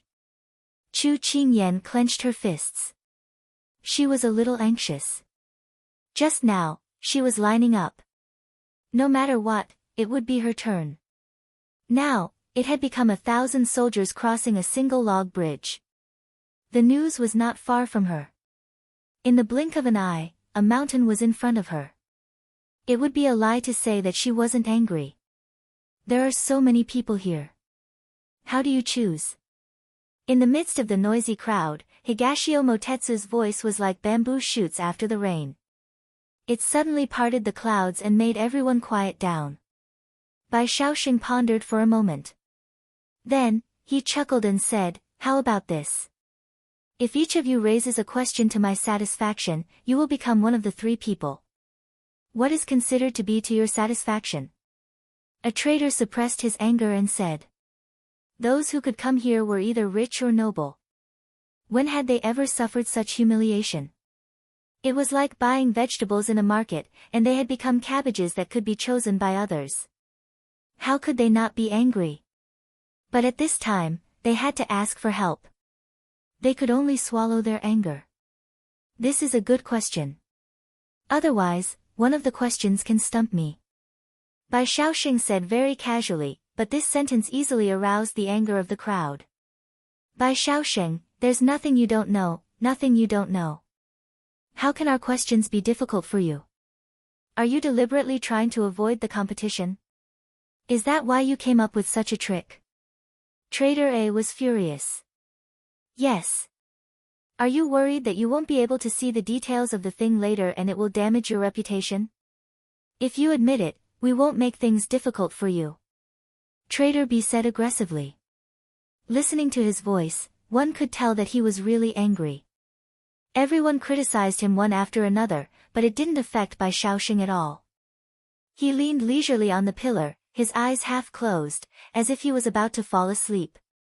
If you have the strength to argue, why don't you use your brain to think before I change my mind? You only have the time to drink a cup of tea left. Otherwise, none of you will have a chance. Those who had come with hope retracted their accusing hands. The all-knowing man in ganghood had an eccentric personality and was hard to fathom. His reputation had long been on par with his. If he really left, they would lose more than they gained. Thus, everyone had no choice but to compromise. At this time, the black-clothed man from the Blue Manor had already placed the brush, ink, paper, and inkstone on the table and had the participants write down their questions. Chu Qingyan took a deep look at Bai Shaosheng, who had already closed his eyes to rest. She had to admit that he was very impressive to be able to do this with just words. She suddenly understood a principle. Only if you were strong enough would you not be trampled on by others. The so-called strength did not only lie in one's status and authority, but also in one's wisdom and brain power. She lowered her head and fiercely clenched her fists. Then, she took the brush from the black-clothed man's hands. At this moment, she was not in the mood to admire this brush that could be lower than a normal person's lifetime income. Instead, she turned around and walked towards an empty table. Do you need this young master's help? Higashio Motetsu pressed down on her shoulder and smiled seductively. Chu Qingyan heard his words and met his unfathomable smile. Are you trying to say that one condition in exchange for one question? Higashio Motetsu was stunned. He had not thought of this, but since the little girl had brought it up, then he would do it in passing. It was not bad to have one more condition. He had a premonition that these conditions would be useful in the future. He nodded generously. The one who knows me best is the little girl. Chu Qingyan brushed his hand away in annoyance and rolled her eyes at him. Then there is no need to trouble young Master Dongting. I will rely on myself. Higashio Motetsu was not angry. In fact, he also wanted to know how the little fellow would deal with this situation. He did not want the person he valued to hide under someone else's umbrella. Although the participants were resentful, most of them chose to swallow their anger and took the pen and paper. Even if they knew that they would not be selected, they still wanted to give it a try. Chu Qingyan pursed her lips and felt an unprecedented pressure. However, she was not in a hurry to write. Instead, she analyzed Bai Shaosheng. He knew astronomy and geography, and he also had an intelligence network to help him collect information. He should know some of the common things or the secrets of the aristocrats. Then, what could he not know? Now, it seemed that she could only rely on luck and intelligence. She did not believe that she, a modern person, could not beat an ancient person. Higashio Motetsu, who had taken a seat, looked at her with her head lowered in contemplation. He did not disturb her. Although she had rejected him, he did not know why, but he had a premonition that this little girl would not let him down. Soon, the time was up.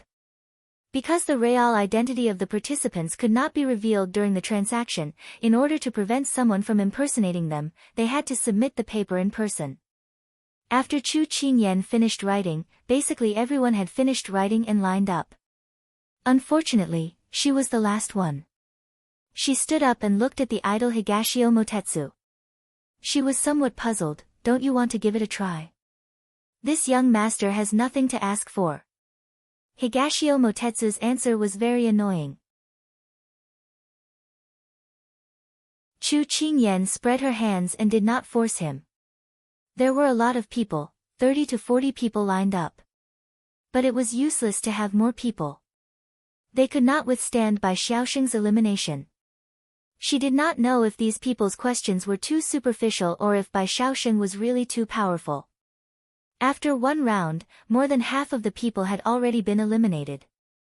She saw those who were eliminated standing to the side in a daze. Some left in despair, some wanted to wait until the end to see who would have the last laugh. They probably had the mentality of watching Bai Shaosheng make a fool of himself. After half a cup of tea's time had passed, there were only 3 people left from the dozens of people. Bai Shaoxing chuckled, with a trace of sarcasm, and said regretfully, "Is there not even a single question that this king agrees with?" This naked mockery made many people gnash their teeth. Chu Qingyan, who was standing at the end of the line, laughed softly. "Young man, some words should not be said so confidently, otherwise it would be a slap in the face. You still want to match this king's couplet? I have to say, this first line is barely passable." Bai Shaoxing said, and with a stroke of his pen, he matched the second line and casually handed it to that person. That person took a look at it, sighed, and walked away. The second last person. Magic, page 133, line 5, the second character is Bai. Bai Shaoxing said without any pressure. Chu Qingyan glanced at him. He could even answer this kind of question. As expected, his ability was not to be underestimated. Only Chu Qingyan was left. When those who had been defeated saw that there was only a young boy left, they could not help but shake their heads. It seemed that they would not be able to see Bai Shaoxing suffer today.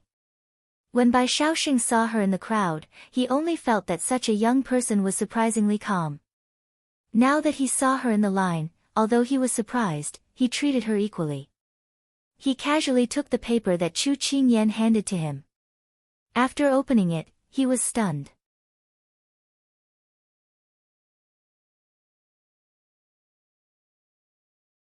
Chapter 428.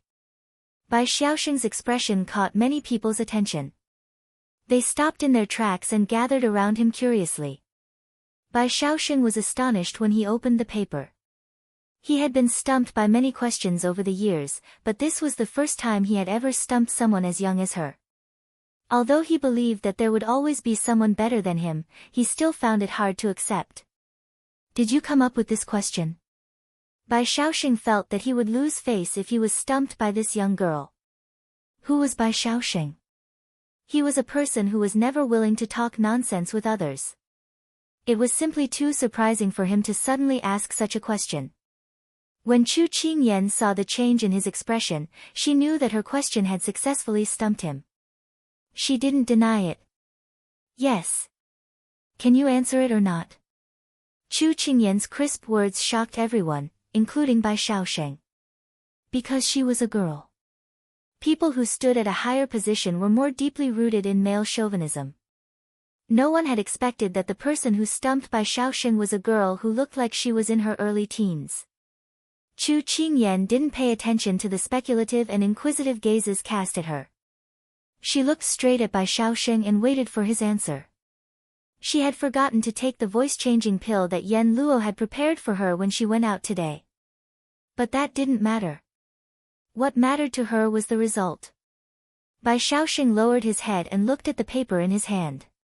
He frowned and didn't say a word. Dongting Wangyu, who was standing at the side, saw this and couldn't help but look at Chu Qingyan intently. He didn't see what the lass had written earlier, but he was curious now. Higashio Motetsu wasn't the only one who was curious. Many people present were also intrigued. They also wanted to see if they could answer the male protagonist Bai Shaoxing's question. "Bai Shaoxing, what's written on the paper? Read it out." A curious trader raised his voice and asked. Bai Shaoxing put the paper on the table. Someone took it and read aloud, "In this world, which came first, the chicken or the egg?" When that person read it out loud, he was also a little stunned. This question was too tricky. Of course, the chicken comes first. Without the chicken, where would the eggs come from? One of the onlookers blurted out, but he felt that something was wrong. "Brother, how can there be a chicken without eggs?"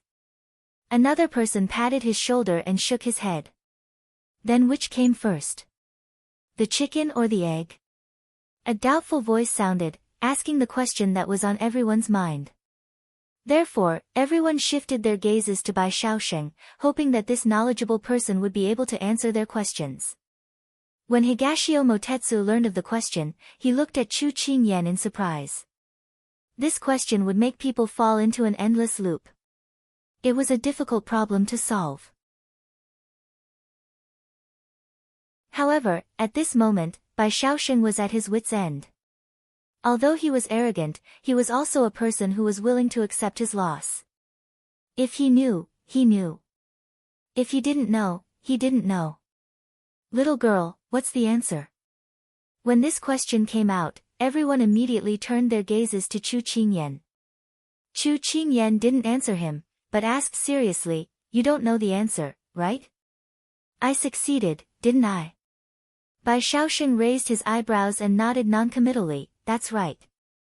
I can't answer this question of yours. You win. Chu Qingyan nodded, then I have a chance to make a deal with you. Bai Shaoxing nodded, you will be the only person who can make a deal with me. Chu Qingyan breathed a sigh of relief and couldn't help but make a peace sign to Higashio Motetsu. Although Higashio Motetsu didn't know the meaning of her gesture, when he saw her eyes curl up, the corners of his mouth couldn't help but curl up. Little girl, you've already got a chance. Now, please answer our questions. Which came first, the chicken or the egg? The onlookers were a little anxious. Curiosity killed the cat. Chu Qingyan smiled slyly, from a biological point of view, I also don't know if the chicken or the egg came first. This question is still a riddle to this day. What? Bai Shaoxing frowned and looked at her. At this moment, there were other people who were jealous of Chu Qingyan for getting this opportunity who were standing by the side and speaking out in dissatisfaction. Little girl, you didn't abide by the rules. How can you ask a question that even you don't know the answer to? The last person was disqualified because of this. That's right, that's right. Bai Shaoxing, she doesn't have the right to make a deal with you. That's right, she broke the rules. With so many people criticizing her, he was worried that she wouldn't be able to take it. Higashio Motetsu walked to Chu Qingyan's side in displeasure, intending to speak up for her. But when he saw that she had her hands behind her back and he couldn't see her expression, he shut his mouth. He was a little surprised, but he was also relieved. Today's little girl was already enough to surprise him, but he was still looking forward to the surprises that she would create. After waiting for everyone to finish speaking, Chu Qingyan met Bai Shaoxing's probing gaze and smiled brightly. This little girl knows the rules of your trade, but in the rules of the game just now, your distinguished self didn't state that you can't ask questions that you don't have an answer to, so this little girl didn't break the rules. You're obviously twisting words and forcing logic. Bai Shaoxing, the rules have been there for so many years. Do you still need to state it again? Interesting. Bai Shaoxing nodded slightly. There was a smile in his voice, but no one knew what the meaning of his smile was. He didn't state this rule that everyone knew, so she took advantage of this loophole. He could only say that this little girl was quite quick-witted. Seeing Bai Shaoxing's attitude, it was obvious that he had tacitly agreed with Chu Qingyan's words. One was willing to hit while the other was willing to be hit. What position did these bystanders have to speak up? They could only look on helplessly as Chu Qingyan got the opportunity. Then, little girl, take out the things you want to trade. Bai Shaoxing didn't waste any time and got straight to the point. Chu Qingyan also had the same intention. She took out the bundle on her shoulder and opened it on the table. The people who were about to leave had already gathered around, surrounding Chu Qingyan and Bai Shaoxing in a circle. The scene just now had already made everyone curious.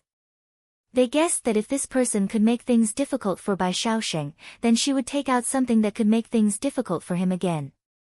However, the people present were divided into 3 factions.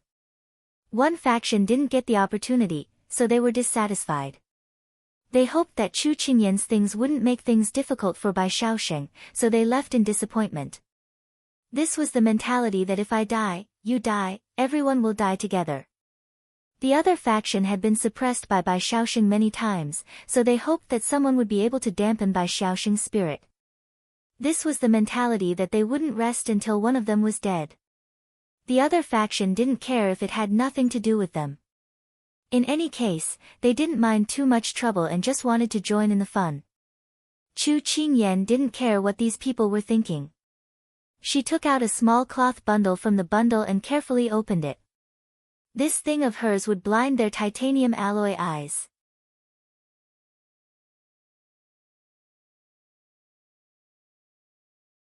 Chapter 429. In view of her question, Bai Shaoxing was also a little curious about her item. But more than that, he wanted to wash away his shame.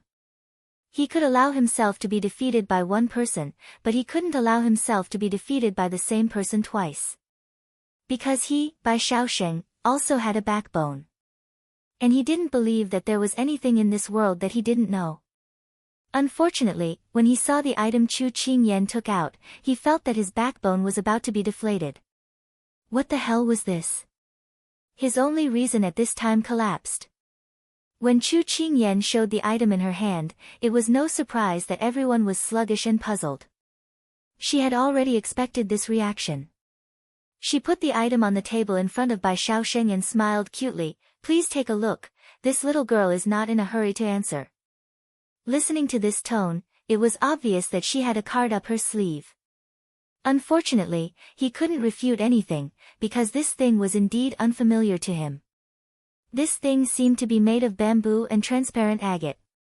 A bamboo tube as thick as an adult man's arm was used as a side, and inside it was a transparent lens.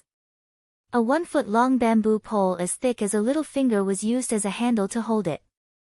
Bai Shaoxing observed it for a moment, and then reached out to hold the bamboo pole. He first looked at the appearance, and he had to say that the shape was very strange. It was the first time he had seen this kind of thing. The people on the side saw Bai Shaoxing's careful observation and were somewhat impatient. The people who spoke were traders who had the mentality of, I die, you die together. I say, little girl, you can't just take out something to fool people, right? The people with such mentality immediately echoed, and even told Bai Shaoxing to ignore her. But the traders who had the mentality of adding insult to injury also chimed in, don't talk nonsense, the world is big, there are all kinds of strange things, maybe Bai Shaoxing doesn't know what this thing is. The people with such mentality immediately echoed, and also told Chu Qingyan to ignore these villains. Just when the two factions were about to clash, the third faction, who didn't mind more trouble and just wanted to join in the fun, continued to watch the show from the side. One person with sharp eyes noticed that Bai Shaoxing suddenly pointed his hand at that thing. Bai Shaoxing held that thing, but couldn't see anything special. But when he looked down through the mirror, he suddenly saw that the cloth bag on the table was enlarged in an instant. He was somewhat inconceivable, and tried to put his hand under the mirror. He found that the finger in the mirror was as thick as a stick. He was simply shocked. And this scene was also seen by the people on the side, and they all cried out in surprise. Someone immediately brought a piece of paper, and let Bai Shaoxing, the changes, those densely packed, those small words, they were instantly enlarged, of course, of those words, and even the vertical and horizontal. What is this thing? Everyone's heart. Chu Qingyan stood at the side and did not interfere with their practice. Her small face under the mask was smiling brightly and adorably. This thing had never appeared in this dynasty before. Even if they racked their brains, they would not be able to think of anything. So she wasn't worried at all. And Higashio Motetsu was already full of questions when the thing was taken out. He calmly observed everyone's actions, and found that this little thing was quite mysterious. After he exclaimed in surprise, he shook his head at Chu Qingyan with a smile, little girl, I couldn't tell that you really had such a rare treasure. Don't look down on people, it'll be so bright that you'll be blinded in minutes. Chu Qingyan was in a good mood, and the tone of her voice was much more relaxed. Higashio Motetsu saw that she was so confident, and couldn't help but smile. He really didn't misjudge her. Little girl, this one has never seen this thing before, and also doesn't recognize it. Bai Shaoxing finished sizing it up, and put it down. He didn't refuse, directly admitting it, and there wasn't any displeasure in his voice. She liked this kind of personality, straightforward.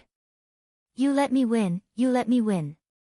Chu Qingyan cupped her hands, her eyes smiling. Little girl, please reveal the mystery. But this lord will remind you, if you don't know the details of this thing, then this transaction is not valid. Bai Shaoxing said with his hands clasped behind his back. When he saw the thing just now, he knew that it wasn't within his scope of knowledge, but he didn't directly admit it. Instead, he picked it up to examine it, and his heart was still very curious about it. So at this time, he hoped that this little girl could give him a satisfactory answer, and not be opportunistic. How long has it been since he met a worthy opponent, so don't disappoint him. Bai Shaoxing's words caused everyone's whispers to fade away. The room was filled with people, and it was so quiet that even the sound of a needle falling to the ground could be heard. Some people hoped that Chu Qingyan didn't know, some people were anxious for Chu Qingyan to explain, and some people were still watching the play. But no matter what the others thought, it had nothing to do with her. Her purpose in coming to the Blue Manor had always been very clear, and no one could stop her. Chu Qingyan picked up the thing and spoke with assurance. This thing is called a magnifying glass, and it has two functions. The first is to be able to magnify the image, which everyone should have experienced just now. For example, if you can't see a small word, you can use this magnifying glass to magnify the word, or you can use lines and so on. After Chu Qingyan finished speaking, everyone was confused by the three words magnifying glass, but after hearing her explanation, everyone more or less understood. What's the second function? Bai Shaoxing repeated the three words in his mouth, then asked. Chu Qingyan continued, the second function is to be able to gather light to make a fire. Everyone has heard of drilling wood to make a fire, so this magnifying glass also has this ability. As long as you put a piece of paper or dried leaves on the ground, and point the magnifying glass at the sun, it will gather light on the paper, and after a while, it will be able to ignite.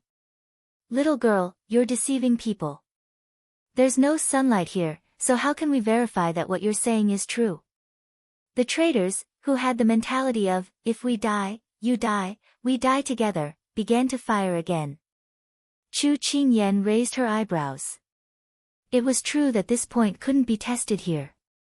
She played with the magnifying glass in her hand and smiled innocently. The geographical conditions are limited, so I can't demonstrate it to everyone. I can only leave it to everyone's opinions. I believe you. Bai Shaoxing ignored everyone's opinions and said indifferently. Chu Qingyan raised her eyebrows and smiled, you're not afraid that I'm lying to you? This lord has seen the surface of the mirror just now, so you don't have to doubt this lord's ability. Bai Shaoxing replied concisely. Everyone fell silent when they heard this. Although Bai Shaoxing was arrogant, he had the ability to back it up. Moreover, what he disdained the most was lying. Otherwise, how could the all-knowing sect have been able to stand tall for so many years? It was because the all-knowing sect's only rule was honesty. This little girl admires your excellency's ability. Chu Qingyan admired his attitude. There's no need to flatter this lord. You've already defeated this lord, so you can write down what you want to know. Bai Shaoxing waved his hand and ordered someone to bring over a brush, ink, and paper. You're tuning into the Blissful Bookshelf YouTube channel. We're so grateful for your support, and don't forget to subscribe to join us on this incredible journey through captivating stories. Your generosity through donations truly makes a world of difference, as it's the primary source of revenue that allows me to expand and enhance this channel for you. Thank you from the bottom of my heart for being a part of this adventure.